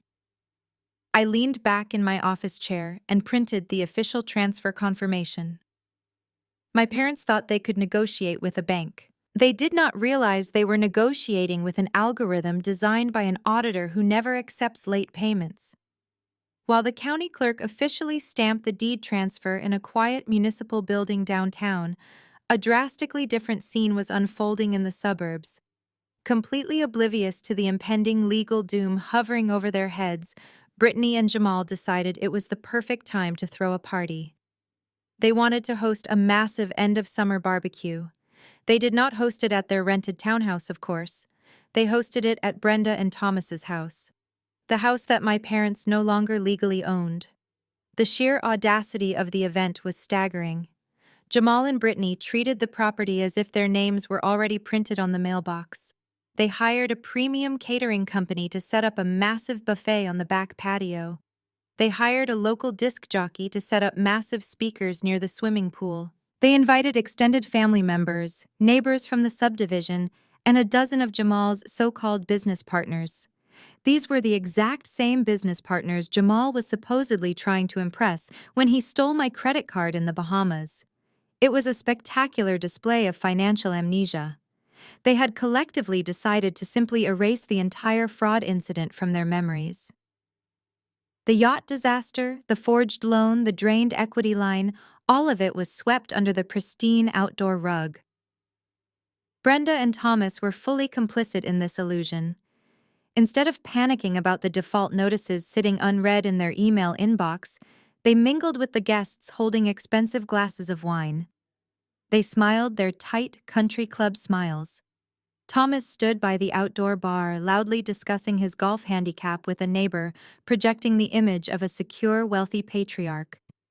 Brenda fluttered around the patio, making sure the caterers kept the appetizers fully stocked. They had convinced themselves that the missed payment to Apex Financial Solutions was merely a clerical error. They believed that because they lived in a nice neighborhood and drove luxury cars, the rules of hard money lending simply did not apply to them. They looked at Jamal not as the criminal who had completely wiped out their life savings, but as a misunderstood visionary who just needed a little more time to strike it rich. Jamal, meanwhile, was entirely in his element. The humiliation he suffered at the Bahamian pawn shop had completely evaporated, replaced by a toxic, bulletproof narcissism. He was back on his favorite platform. I sat in my living room, miles away, watching his public Instagram stories unfold in real time. He was walking around the sprawling backyard, holding his smartphone high in the air, broadcasting a live video to his followers. He wore a crisp white linen shirt and the brand new luxury watch he had purchased using my parents' stolen home equity funds. "Check out the setup today," Jamal boasted to his camera, panning across the manicured lawn and the glittering swimming pool. "We are hosting the annual family estate barbecue. You have to surround yourself with luxury if you want to attract luxury. This is what generational wealth looks like." He walked over to where Brittany was lounging on a designer patio chair. She waved at the camera holding a brightly colored cocktail. Jamal wrapped an arm around her shoulders and kissed her cheek for the audience. He looked directly into the lens and delivered a monologue so detached from reality it belonged in a psychiatric textbook. "My beautiful wife and I are stepping up to take over the family empire," Jamal announced smoothly. "We are going to be inheriting this beautiful estate very soon. We are taking the legacy to the next level. Major moves happening in the fourth quarter. Keep grinding, keep hustling, and never let the haters drag you down." He was standing on a property he had bankrupted, wearing a watch he bought with stolen money, claiming he was building a family empire. He was calling me a hater for demanding that he not commit federal wire fraud. The delusion was absolute. The entire party was a monument to their shared psychosis. They were celebrating a financial victory that did not exist. They were drinking champagne on the deck of the Titanic after it had already hit the iceberg. I watched the caterers carry silver trays of food across the grass. I watched my father laugh at a joke told by one of Jamal's unemployed friends. I watched my mother adjust the floral arrangements on the patio tables. They were investing so much energy into pretending everything was perfect. They were desperate to prove to the world and to themselves that they had not made a catastrophic mistake when they chose to protect Jamal instead of respecting me. As an auditor, I observe people when they think no one is tracking the numbers. When fraudsters believe they have gotten away with the crime, they always escalate their behavior. They become sloppy. They become arrogant. Jamal's live video was the ultimate proof of his arrogance. He genuinely believed he had outsmarted the system. He believed that because he had manipulated my parents into bailing him out, he was invincible. He thought the rules of consequence applied to everyone else but him. I closed the Instagram application on my phone. The false celebration playing out on my screen was irrelevant. It was a hollow performance occurring on borrowed time. The guests eating barbecue and dancing by the pool had no idea they were trespassing on corporate property. Jamal had no idea that the generational wealth he was bragging about had already been legally transferred into a holding company that I controlled. The contrast between their manufactured joy and the cold, hard legal reality resting in my filing cabinet was poetic. They were busy curating the perfect social media aesthetic. I was busy curating their eviction. The barbecue was their final victory lap before the financial reality crashed down on them. I let them have their Sunday afternoon in the sun. I let them drink their wine and play their music. It was the last time they would ever feel comfortable in that house again. The illusion of winning is always the most intoxicating right before the total collapse.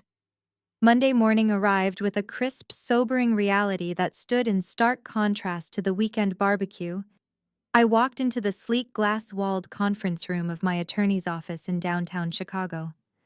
The skyline stretched out beyond the windows, a grid of steel and concrete built on contracts, leverage, and absolute rules. My lawyer David was already sitting at the head of the polished mahogany table. He wore a sharp charcoal suit and possessed the calm, calculating demeanor of a man who spent his entire career executing high-stakes financial transfers. Spread out before him were the final stamped documents from the county clerk. The trap had not just snapped shut, it had been legally sealed, notarized, and recorded into the municipal registry. David slid a thick, blue-bound folder across the smooth surface of the table. He did not offer any dramatic buildup. In the world of corporate finance and hard money lending, the paperwork speaks entirely for itself. He tapped a manicured finger against the top page. It was the finalized foreclosure deed. The legal checkmate I had engineered weeks ago was now an undeniable reality. I opened the folder and reviewed the documents with the practiced eye of a senior auditor. Every signature was in place. Every date was correct. Every predatory clause my parents had blindly agreed to had been executed flawlessly. "Let us review the mechanics of the transfer," David said, his voice echoing slightly in the quiet room.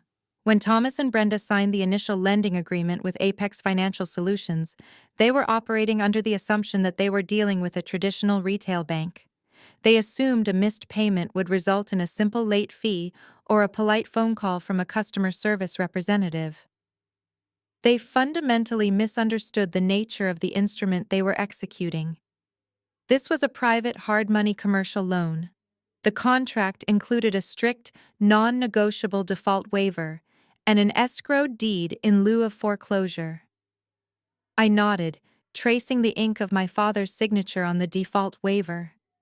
He had signed away his rights without reading a single paragraph. He had been so desperate to secure the funds to save Jamal from a federal wire fraud indictment that he voluntarily bypassed every standard consumer protection law available to a homeowner. By missing the first massive premium interest payment, David continued, they triggered the 45-day default clause. Because they proactively signed the escrow deed during the origination process, no judicial foreclosure was required. We did not need to file a lawsuit. We did not need to schedule a hearing in front of a judge. We simply submitted the default proof to the escrow agent, who then legally released the deed to your holding company.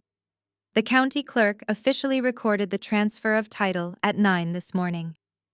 Apex Financial Solutions, which you solely control now, holds 100% ownership of the property. They no longer have any legal claim to the estate. They are currently occupying a house they do not own. I stared at the official county stamp on the deed. My parents had spent 30 years paying off that suburban house. They had hosted countless holiday dinners, graduation parties, and neighborhood gatherings on that patio. It was their ultimate status symbol. It was the physical manifestation of their country club reputation. And they had lost it all because they chose to protect a fraudulent parasitic brother-in-law instead of respecting my financial boundaries. They had leveraged their entire life savings to maintain a fake image of family loyalty. Now the house where Jamal was currently broadcasting his fake millionaire lifestyle to his Instagram followers was legally my asset. We have reached the enforcement phase, David stated, pulling a secondary document from his briefcase. As the legal owner of the property, you have the right to take immediate possession. Because they are now technically unauthorized occupants, we need to issue a formal notice to vacate. The standard procedure is to hire a process server or coordinate directly with the county sheriff department. The deputies will drive to the property, knock on the door, hand Thomas the eviction paperwork, and inform them they have 72 hours to vacate the premises before physical removal protocols are initiated. David held a polished silver pen over the eviction order. Shall I dispatch the sheriff to serve the notice this afternoon, he asked. It is the cleanest, most efficient way to handle unauthorized occupants. It removes you from the emotional volatility of the situation and lets law enforcement handle the confrontation. I sat back in my leather chair and considered his offer. Using the sheriff department was the standard, sterile corporate procedure. It was safe. It was detached. But my family had never afforded me the luxury of safety or detachment. They had barged into my home screaming and demanding that I fix their mistakes. They had emotionally blackmailed me, lied about me, and attempted to use my pristine identity to fund their delusions. Having a random police officer hand them a piece of paper felt entirely inadequate. They needed to understand exactly who had dismantled their empire. They needed to look into the eyes of the daughter they had underestimated and realize that she was the architect of their downfall. No, I said, my voice steady and resolute. Do not send the deputies to serve the papers. I am going to do it myself. David raised an eyebrow, a flicker of surprise crossing his usually stoic face. Are you certain? He asked. Eviction services can be highly volatile. People tend to become irrational when they realize they are losing their home. They are already irrational, I replied. They hosted a massive barbecue yesterday, celebrating generational wealth on a property they had already bankrupted. They need a harsh collision with reality, and I want to be the one driving the vehicle.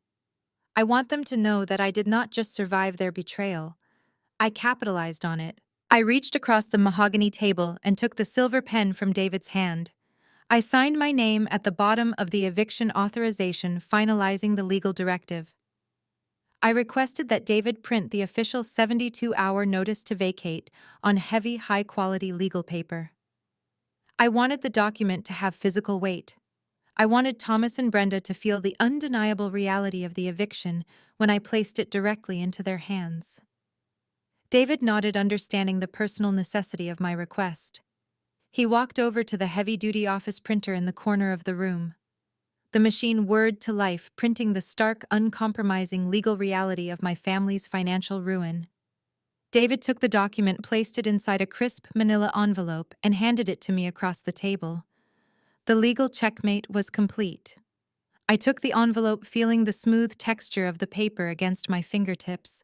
Inside was the ultimate consequence for decades of disrespect, enabling, and financial abuse.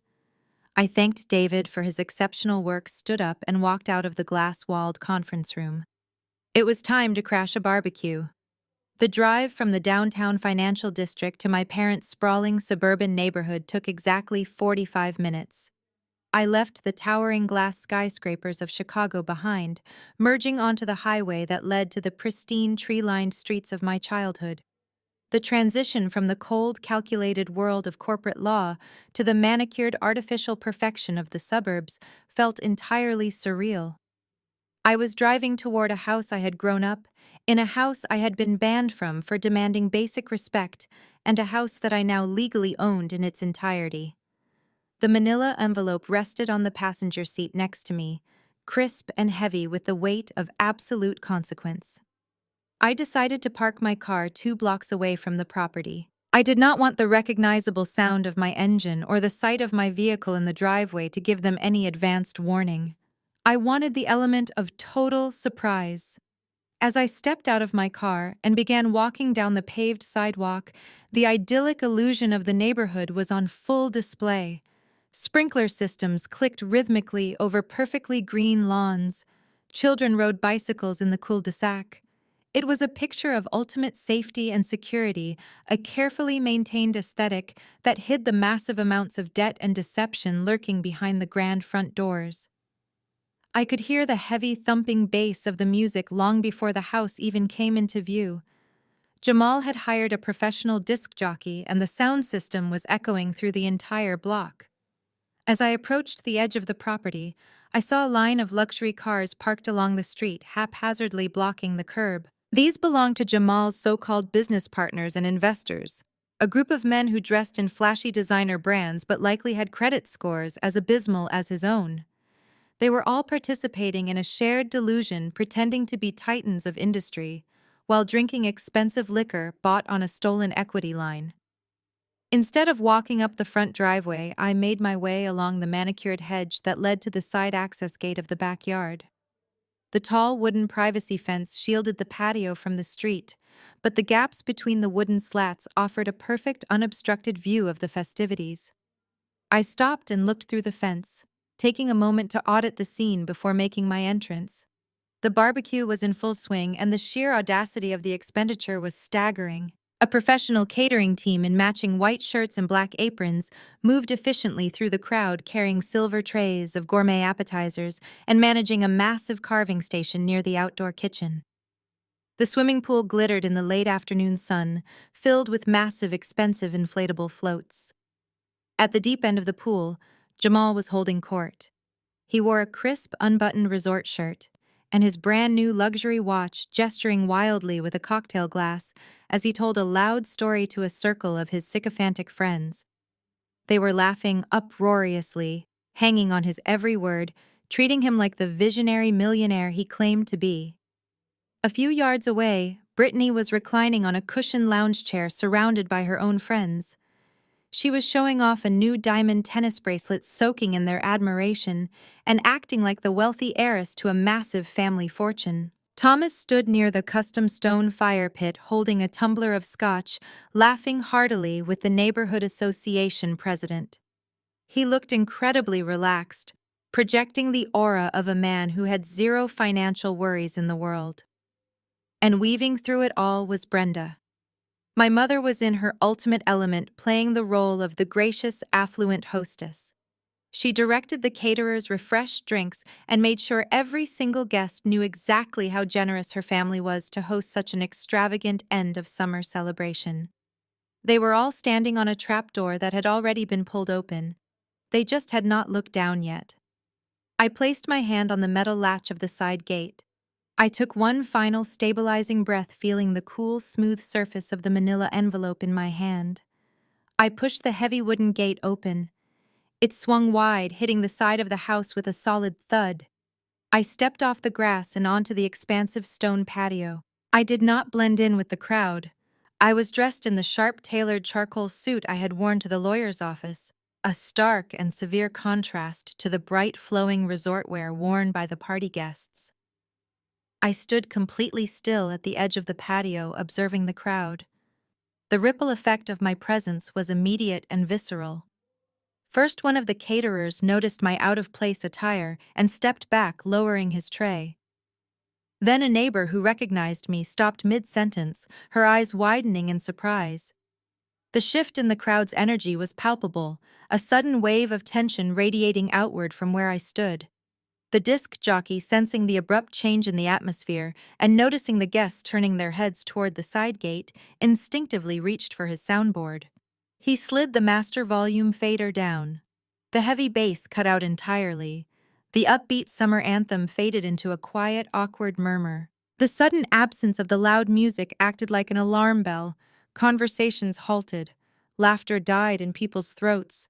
Dozens of faces turned to look at the woman in the dark suit holding a single envelope. Brenda was standing near the outdoor bar when the music stopped. She turned around, a polite hostessing smile plastered on her face, expecting to see a guest making an announcement. When her eyes locked onto me, the smile shattered. The color drained completely from her face, leaving her pale and visibly shaken. The shock lasted for only a fraction of a second, before a fierce defensive anger contorted her features. She immediately went into damage control mode, desperate to protect her country club facade in front of her friends and neighbors. She marched across the stone patio, her heels clicking sharply in the quiet yard. She closed the distance between us, placing her body directly in my path, attempting to physically block me from the view of the main crowd. She leaned in close, her eyes blazing with absolute venom, and hissed through clenched teeth so the nearest guest could not hear her words. "What are you doing here? You weren't invited. You've caused enough trouble for this family." I looked down at my mother. I saw the sheer panic vibrating behind her angry facade. She was terrified that I was going to bring up the yacht incident or mention the $27,000 in front of her bridge club friends. She thought she still held the authority to scold me, to shame me into leaving quietly, to preserve her precious social standing. I did not flinch. I did not raise my voice. I simply looked at her and allowed a slow, cold smile to spread across my face. It was not a smile of greeting. It was the smile of an auditor who has already balanced the ledger. I did not offer a single word of explanation.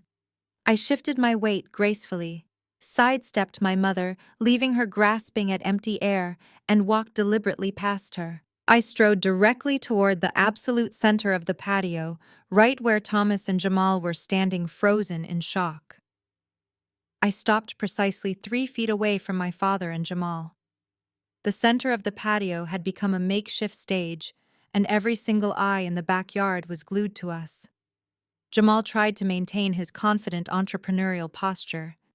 He puffed out his chest, gripped his cocktail glass tighter, and looked down his nose at me. Thomas simply looked irritated, his face reddening with the same arrogant indignation that had fueled his entire life. He expected me to throw a childish tantrum. He expected me to cry about being excluded from the family. He braced himself for an emotional outburst that he could easily dismiss in front of his country club neighbors. I did not give him the satisfaction of an emotional display. I raised my right hand and extended the crisp manila folder toward his chest. "I did not bring potato salad," I said, my voice projecting clearly across the dead silent patio. "But I brought some paperwork." Thomas snatched the envelope from my hand with a scoff. He tore open the top flap, clearly anticipating some sort of petty printed email or a dramatic letter of grievance. He pulled out the heavy, high-quality legal document. His eyes darted to the top of the page. I watched the exact millisecond his brain processed the bold black capitalized letters printed across the header. Notice to vacate. 72-hour eviction mandate. Thomas let out a short, breathless gasp. His hands began to shake violently, causing the thick paper to rattle in the quiet air. He looked from the document to my face, then back down to the document. The signature at the bottom of the page was undeniable. It was an official decree stamped and verified by the county clerk. "This is a sick joke," Thomas sputtered, his voice cracking. He tried to force a laugh, looking around at the guests to gauge their reactions, but no one was laughing with him. "You have no authority here, Cassidy. This house is mortgaged through Apex Financial Solutions. We have a secured loan. You have absolutely nothing to do with this property." I took a slow, deliberate step forward. I made sure my voice was loud enough to carry all the way to the catering tables, all the way to the swimming pool, and directly into the ears of every single business partner Jamal had invited to impress.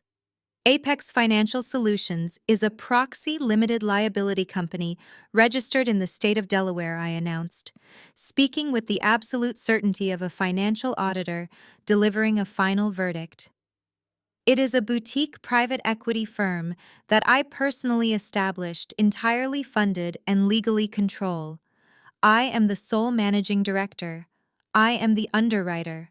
I am the bank. A collective gasp rippled through the crowd of guests. Brenda, who had managed to catch up and was standing just behind my shoulder, let out a sharp cry of horror. Thomas took a physical step backward, dropping his cocktail glass onto the stone patio. It shattered, sending ice and expensive scotch scattering across the ground, but nobody even flinched. They were all completely paralyzed by the revelation. "You signed a hard money loan with an aggressive accelerated default clause." I continued, my voice relentless and steady. "You voluntarily signed an escrowed deed in lieu of foreclosure. That specific legal provision means that if you miss a single payment, you forfeit the right to a judicial hearing. You surrender the property directly to the lender. And 30 days after signing that document, you missed your very first premium payment." "That was a bank error," Thomas shouted, his face turning a dangerous shade of purple. "We have the funds. We have over $100,000 left on that equity line." "The automated clearinghouse system made a mistake. There was no bank error, Dad," I replied, locking eyes with him. "Your payment bounced because the account had insufficient funds. You defaulted on the loan because your available credit balance was exactly zero." Thomas shook his head frantically. "That is impossible. We only drew $27,000 to pay you off. The rest of the equity was sitting right there." I turned my head slowly and locked eyes with Jamal. The lifestyle entrepreneur looked like he was about to physically vomit. He was backing away toward the edge of the pool, trying to put distance between himself and the impending explosion. "Why do not you ask your self-made millionaire son-in-law where the rest of your home equity went?" I suggested, gesturing toward Jamal with an open hand. "Ask him how he managed to pay off his repossessed sports car in a single lump sum last month. Ask him how he afforded the brand new designer suit he is wearing right now, or the authentic luxury watch on his wrist." Brittany pushed her way to the front of the crowd, her face twisted in confusion and panic. "What are you talking about? Cassidy Jamal had a major influx of international investment capital. He told us he secured a massive portfolio deal." I laughed, a short, sharp sound totally devoid of humor. "There are no international investors, Brittany. There is no business portfolio. Jamal convinced you to log into your mother's banking portal in the middle of the night. He convinced you to authorize a wire transfer of $85,000 directly into his personal checking account. He drained your parents' equity line to save his car from the repo man and buy VIP tables at downtown nightclubs. He stole the rest of your parents' life savings to fund his fake Instagram lifestyle, leaving their checking accounts completely empty when the mortgage payment came due." The silence that followed was absolute. It was the sound of a total catastrophic reality check. I looked back at my father, who was staring at Jamal with a look of pure, unadulterated hatred. "You defaulted on the loan," I stated, delivering the final fatal blow. "Because of that default, the escrow deed was legally released to my holding company this morning. The county clerk has officially stamped the transfer. The holding company that issued the loan is mine. I own this house now. You have exactly 72 hours to pack your belongings and vacate my property." The patio descended into absolute chaos. For a brief second, nobody moved. The sheer gravity of my statement paralyzed the entire backyard. Then the silence shattered into a million jagged pieces.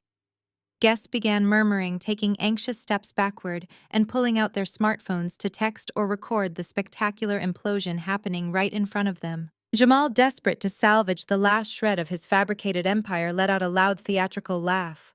It was a hollow, echoing sound that convinced absolutely no one. He stepped forward, pushing his way through the stunned crowd, trying to project the alpha male dominance he always faked in his online videos. He pointed a trembling finger at my face, attempting to rally his so-called business partners who were standing awkwardly near the outdoor bar. "She is bluffing," Jamal declared, projecting his voice across the patio. "She is a bitter, jealous auditor, trying to cause family drama because she cannot handle our success. There is no holding company. There is no legal transfer. Do not listen to a single word she says. It is all a pathetic, desperate lie to ruin our beautiful summer barbecue." I did not flinch. I did not raise my voice to argue with him. I simply raised my right hand and pointed a single index finger toward the front of the house, directing everyone's attention down the long paved driveway that led to the main street. "Look past the luxury cars you cannot afford to pay off," I commanded, my voice slicing effortlessly through his pathetic performance. "Look right at the curb."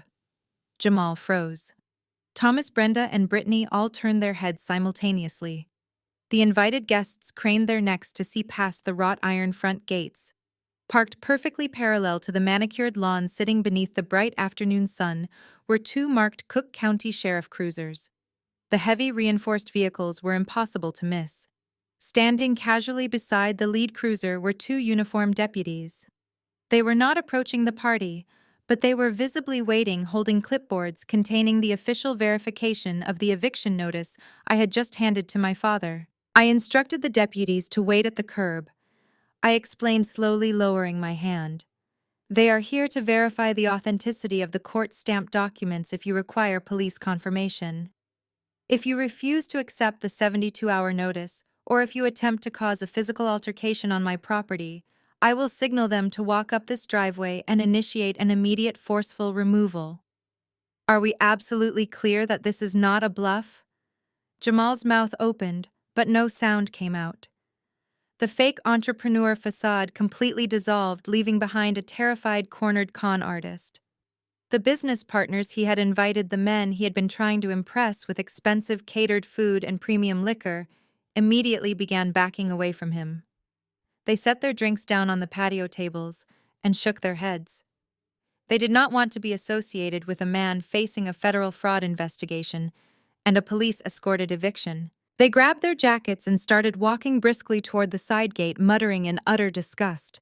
His own extended family, the same relatives he had abandoned in the Bahamas just weeks prior, watched him with absolute contempt.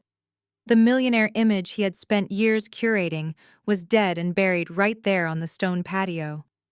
Thomas finally snapped out of his shock. The realization of what had actually transpired hit him with the force of a freight train. He turned slowly toward Jamal.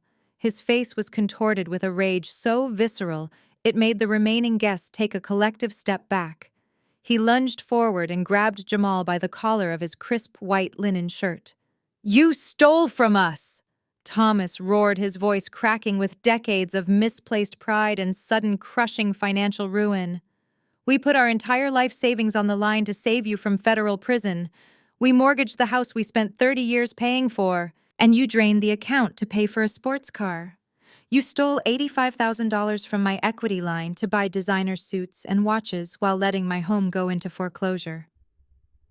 Jamal tried to pry my father's hands off his shirt, stammering pathetic excuses about temporary cash flow and guaranteed investment returns that would arrive any day now. But Thomas was not listening to the lies anymore. He shoved Jamal backward with all his might, sending him stumbling into one of the catered buffet tables. Silver trays clattered to the stone patio, spilling expensive appetizers across the ground. "We are homeless because of you!" Thomas screamed, his chest heaving as he pointed at the younger man. "I lied to my own daughter. I ruined my relationship with Cassidy to protect you. I treated her like garbage to elevate you, and you bankrupted us. You are nothing but a thief and a parasite." Brittany watched the physical altercation with wide, terrified eyes. She looked at her father, Then at the eviction notice lying on the stone patio where Thomas had dropped it, and finally, at her husband. The delusion she had been living in shattered entirely. She realized the money was gone. The sports car was bought with stolen funds. The luxury vacation was a massive fraud. She was not the wealthy heiress to a suburban estate. She was the broke, unemployed wife of a criminal, and she had exactly 3 days to pack her bags before the police threw her out onto the street. Brittany let out a piercing, hysterical scream. She threw her plastic cocktail cup directly at Jamal. It shattered near his feet, splashing bright red liquid across his expensive shoes. "You ruined my life!" she shrieked, her voice echoing through the entire neighborhood. "You told me the money was a bridge loan. You told me the investors were coming. I helped you wire that money from my mother's account because you promised we would be rich. We have nothing. I have nowhere to go. I have no job, and I am entirely broke." Brenda collapsed into one of the designer patio chairs, burying her face in her hands and sobbing uncontrollably. The picture-perfect country club hostess had been reduced to a weeping, humiliated woman, sitting in a backyard she no longer owned.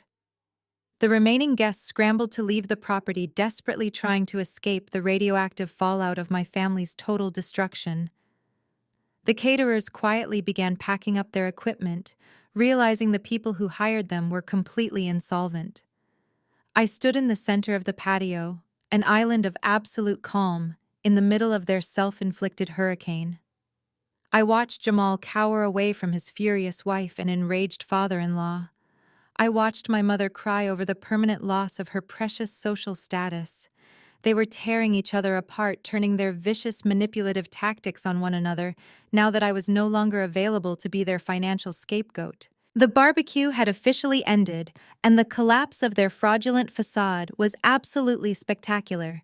The barbecue had officially ended, and the collapse of their fraudulent facade was absolutely spectacular. I stood motionless on the stone patio, watching the chaotic theater of their ruin play out around me. The remaining caterers were practically sprinting toward their commercial vans, hauling away trays of half-eaten gourmet food and quickly dismantling the expensive carving stations. The neighborhood guests who had been sipping expensive wine just moments ago were now speed-walking down the long driveway, desperate to avoid making any eye contact with the law enforcement cruisers parked at the curb. The pristine illusion of the affluent, perfect suburban family was completely dead, replaced by the ugly, undeniable reality of financial predators turning on each other in broad daylight. Amidst the loud shouting and the sharp sound of breaking glass from the outdoor bar, Brenda finally pushed her way through the tangled mess of overturned patio chairs. Her perfectly styled hair was deeply disheveled. Her expensive designer makeup ran in dark, muddy streaks down her flushed cheeks. The confident, condescending country club matriarch was entirely gone.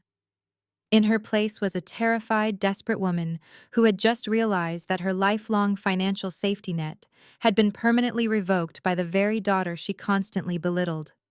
She stumbled toward me, her hands reaching out in a frantic clawing motion. I took a deliberate, calculated step back, forcing her to drop her shaking hands to her sides. I refused to let her touch me. I refused to let her use physical affection as a manipulative weapon after decades of severe emotional neglect. "Cassidy, please," Brenda wailed, her voice cracking with raw, unadulterated panic. "You cannot do this. You cannot actually kick us out onto the street. We are your parents. We raised you in this house. This is our home. We celebrated your birthdays here. We had beautiful family Christmases here. You cannot just erase all of those wonderful memories over money. You cannot be this unbelievably cold." I looked down at the woman who had birthed me, auditing her desperate words for any microscopic trace of genuine remorse. There was absolutely none. She was not apologizing for stealing my credit card. She was not apologizing for helping Jamal secure a fraudulent cash loan under my personal social security number. She was not apologizing for lying to her affluent friends about my career or treating me like a disposable banking asset. She was only crying because she was about to lose her pristine suburban address. She was crying because she would have to explain her humiliating eviction to the neighborhood bridge club. I let her finish her hysterical, manipulative plea. I let the heavy silence stretch between us, ensuring that Thomas, Brittany, and Jamal were all forced to listen to my final response. My voice was completely devoid of anger, sorrow, or hesitation. It was the precise, unyielding tone of a professional auditor finalizing a permanently closed account. You did not raise me in a home, Mom. I stated clearly, making sure every single syllable landed with a devastating, undeniable impact. You raised me in a stage production where I was forced to play the role of the unappreciated supporting cast. You used this house as a museum to display your fake perfection to the world. And when your golden child needed to maintain her own fake perfection, you willingly mortgaged this entire museum to pay for it. You handed over the property deed to save a criminal from federal prison because his social media image was more important to you than my long-term financial security. Brenda shook her head frantically, fresh tears pouring down her ruined face. We were trying to protect the family, she choked out, gasping for air. We were trying to keep everyone together during a crisis. We made a terrible mistake, but we are still your family. We are your own blood. Blood does not entitle you to my bank accounts, I replied, my gaze locking onto hers with absolute zero sympathy. Blood does not give you permission to commit identity theft across state lines. You abandoned your role as my parents the minute you decided my pristine credit score was a communal asset meant to be drained for your luxury vacations. You want to talk about a home. You made your home on a yacht in Nassau with stolen money. You drank premium champagne on the deck while I was sitting in my office freezing my own accounts to stop your theft. You made your choice, and now the transaction is officially complete. The holding company owns this property. You have exactly 72 hours to pack your belongings and vacate the premises. Brenda let out a guttural, agonizing sob and collapsed onto her knees right there on the hard stone patio. She buried her face in her trembling hands, weeping loudly into the expensive outdoor rug. Thomas took a slow step forward, looking down at his sobbing wife and then up at me. He looked like a defeated man who had just survived a fatal car crash, only to realize he was the one who deliberately cut the brake lines. He opened his mouth to speak, perhaps to offer one final, pathetic financial negotiation, but the cold look in my eyes stopped him dead in his tracks. He knew there was absolutely no margin for discussion. The ledger was balanced. The audit was permanently closed. Behind them, Brittany was still screaming at Jamal, hitting his chest with her clenched fists, while he stared blankly at the drained swimming pool. Their toxic, fraudulent marriage was rapidly disintegrating alongside their stolen wealth. They were a perfect match, two lazy parasites who had finally run out of generous hosts to feed on. I did not feel a single ounce of pity for any of them. They had spent 34 years gaslighting me, convincing me that I was the difficult one, the selfish one, the child who simply did not understand the true meaning of family loyalty. They had meticulously engineered their own total destruction, and I had simply provided the ironclad legal framework for their inevitable collapse. I turned my back on the loud screaming. I turned a completely blind eye to the weeping woman kneeling on the patio and the shattered men standing aimlessly around her. I adjusted the lapels of my tailored charcoal suit, squared my shoulders, and began walking toward the side gate. With every confident step I took across the manicured grass, I felt a massive physical weight lifting off my chest. The crushing gravity of their endless expectations, the suffocating burden of their constant financial demands, the exhausting mental gymnastics required to survive their toxic manipulation, it all evaporated into the warm afternoon air. I pushed the heavy wooden gate open and stepped out onto the front driveway. The loud, chaotic sounds of my family, tearing themselves apart, faded instantly behind the thick wooden fence. I walked smoothly down the paved driveway toward the main street. The two sheriff deputies were still standing casually by their cruisers, watching me approach with professional curiosity. I gave them a polite, concise nod as I passed. I informed them that the eviction notice had been successfully served and that the unauthorized occupants were fully aware of the 72-hour legal mandate to vacate the property. The deputies acknowledged the information, securing their clipboards and returning to the front seats of their vehicles. I continued walking down the pristine, tree-lined suburban street toward where I had parked my car. The afternoon sun was beginning to set, casting long, beautiful golden shadows across the quiet neighborhood I would never have to visit again. I unlocked my vehicle, slid into the comfortable driver's seat, and started the engine. I did not look back in the rearview mirror. I drove away from the smoldering wreckage of their fraudulent lives, stepping fully into a peaceful, secure future that belonged entirely and exclusively to me. The 72-hour countdown commenced the moment my car turned off their pristine suburban street. I did not receive a single phone call from them during that window. The silence was not born out of respect, but out of absolute paralyzing defeat. They had finally realized that their manipulation tactics were utterly useless against a legally binding eviction mandate. When the deadline officially expired on Thursday afternoon, the county sheriff deputies arrived at the property to execute the mandatory lockout. The transfer of power was physical, immediate, and completely irreversible. Brenda and Thomas were forced to cram 30 years of carefully curated country club memories into a cheap rented moving truck. They lost their sprawling suburban estate and were aggressively downsized into a cramped, outdated one-bedroom apartment located on the industrial outskirts of the city. Their new reality was a stark contrast to the luxury they felt entitled to. There were no more catered backyard barbecues. There were no more luxury vehicles parked in a spacious driveway.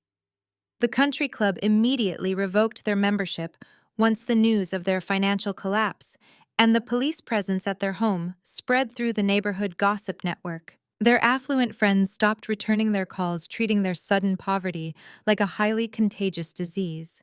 Brenda could no longer parade around as the superior matriarch. She was reduced to clipping coupons and staring at the peeling linoleum floors of a tiny living room. She was permanently stripped of the fake prestige she had valued far above her own daughter. The so-called lifestyle entrepreneur did not stay to face the music.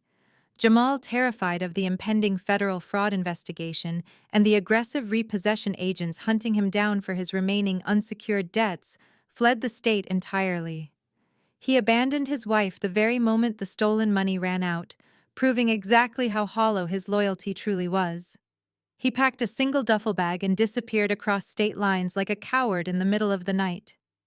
He left Brittany to deal with the catastrophic financial crater he had created. My golden child sister, who had spent her entire adult life lounging by the pool and demanding to be subsidized by my hard work, experienced a brutal collision with reality. With no college degree, no professional job history, and a husband on the run from creditors, Brittany had absolutely no safety net. She was forced to take a minimum-wage retail job at a discount department store. The woman who had proudly sipped stolen champagne on a luxury yacht in Nassau was now spending her days folding discounted sweaters and standing on her feet for grueling 8-hour shifts. She was forced to serve the exact type of people she used to look down upon, earning barely enough money to rent a tiny room in a shared apartment. The golden child had finally been introduced to the real world. Meanwhile, the holding company I controlled moved swiftly and efficiently. I hired a premium real estate team to stage the empty suburban house. Because my parents had meticulously maintained the property for decades to impress their affluent friends, it required absolutely zero renovations. I listed the estate on a Friday morning. By Monday evening, a massive bidding war had erupted between three wealthy families eager to move into the highly desirable school district. I sold the house for an incredible premium, cashing out the entire $500,000 of equity that my parents had willingly signed over to me. After recouping the $27,700 they initially stole from me, the remaining hundreds of thousands of dollars sat securely in my diversified investment portfolio. It was the most profitable financial audit I had ever conducted in my entire career. I did not use the money to buy fake designer watches or to impress people I did not like. I used a fraction of my legally acquired profit to book a real, thoroughly deserved vacation. 6 months after the eviction, I was sitting on a private sun-drenched terrace in Santorini, Greece. The Aegean Sea stretched out before me, a brilliant, endless expanse of sapphire blue water that made the Caribbean look entirely ordinary. Whitewashed villas cascaded down the stunning volcanic cliffs. I was not surrounded by toxic family members demanding access to my credit cards. I was surrounded by my chosen family, a group of brilliant, supportive, independent friends who respected my boundaries and celebrated my success without a single ounce of jealousy. We drank crisp, local wine, shared incredible meals, and laughed until our sides hurt. Every single expense was paid for legitimately. There were no stolen funds, no fraudulent loans, and absolutely no looming consequences waiting for us back home. The peace I felt looking out over the Greek horizon was absolute. It was the deep, unshakable tranquility of a woman who had successfully excised the cancer from her life and claimed total ownership of her own future. I spent the afternoons exploring ancient ruins and the evenings watching spectacular sunsets that painted the sky in shades of gold and crimson. For the first time in 34 years, my phone was completely silent of demands. There were no manipulative text messages asking for bailouts. There were no frantic voicemails attempting to shift the blame for terrible decisions. The digital fortress I had built around myself remained impenetrable. I realized that true wealth is not measured by the size of a suburban house or the brand of a watch. True wealth is the ability to sleep soundly at night, knowing that your life is entirely your own. I had traded a lifetime of emotional extortion for permanent independence. The cost was simply letting go of people who never truly loved me in the first place. It was the best transaction I ever made. Loyalty to a toxic family isn't a virtue, it's a financial and emotional liability. Have you ever had to legally protect yourself from your own relatives? Drop your story in the comments below, hit subscribe, and remember, never let anyone guilt you into financing your own disrespect. The story we just explored offers a profound and sobering lesson on the nature of familial obligation. Loyalty to a toxic family is not a virtue, but rather a severe emotional and financial liability. Society often conditions us to believe that blood ties demand unconditional forgiveness and endless sacrifices. However, this narrative shatters that misconception with absolute clarity. We witnessed how relentless enabling coupled with a desperate need to maintain a flawless public facade can drive a family to commit devastating betrayal without a single ounce of genuine remorse. The protagonist's journey teaches us that true independence sometimes requires making agonizing yet absolutely necessary choices to sever those toxic ties. When people repeatedly demonstrate that they view you as a disposable resource, rather than a valued human being, setting ironclad boundaries becomes an act of vital self-preservation. It is a harsh reality to accept that those who are supposed to protect and nurture you might actually be the ones you need the most protection from. Yet embracing this painful truth is often the only way to break free from the suffocating cycle of manipulation. The ultimate takeaway is that your self-worth is not tied to how much abuse or financial extortion you can endure in the name of family. Peace is found not in accommodating those who consistently take advantage of you, but in confidently walking away from environments where your fundamental respect is violated. Healing begins the moment you stop trying to fix people who are fiercely committed to their own destructive illusions, and instead invest that energy into building a chosen family that genuinely supports you. If you have ever felt trapped by the suffocating weight of toxic family expectations, take that brave first step today to protect your peace and establish the firm boundaries your future self deserves.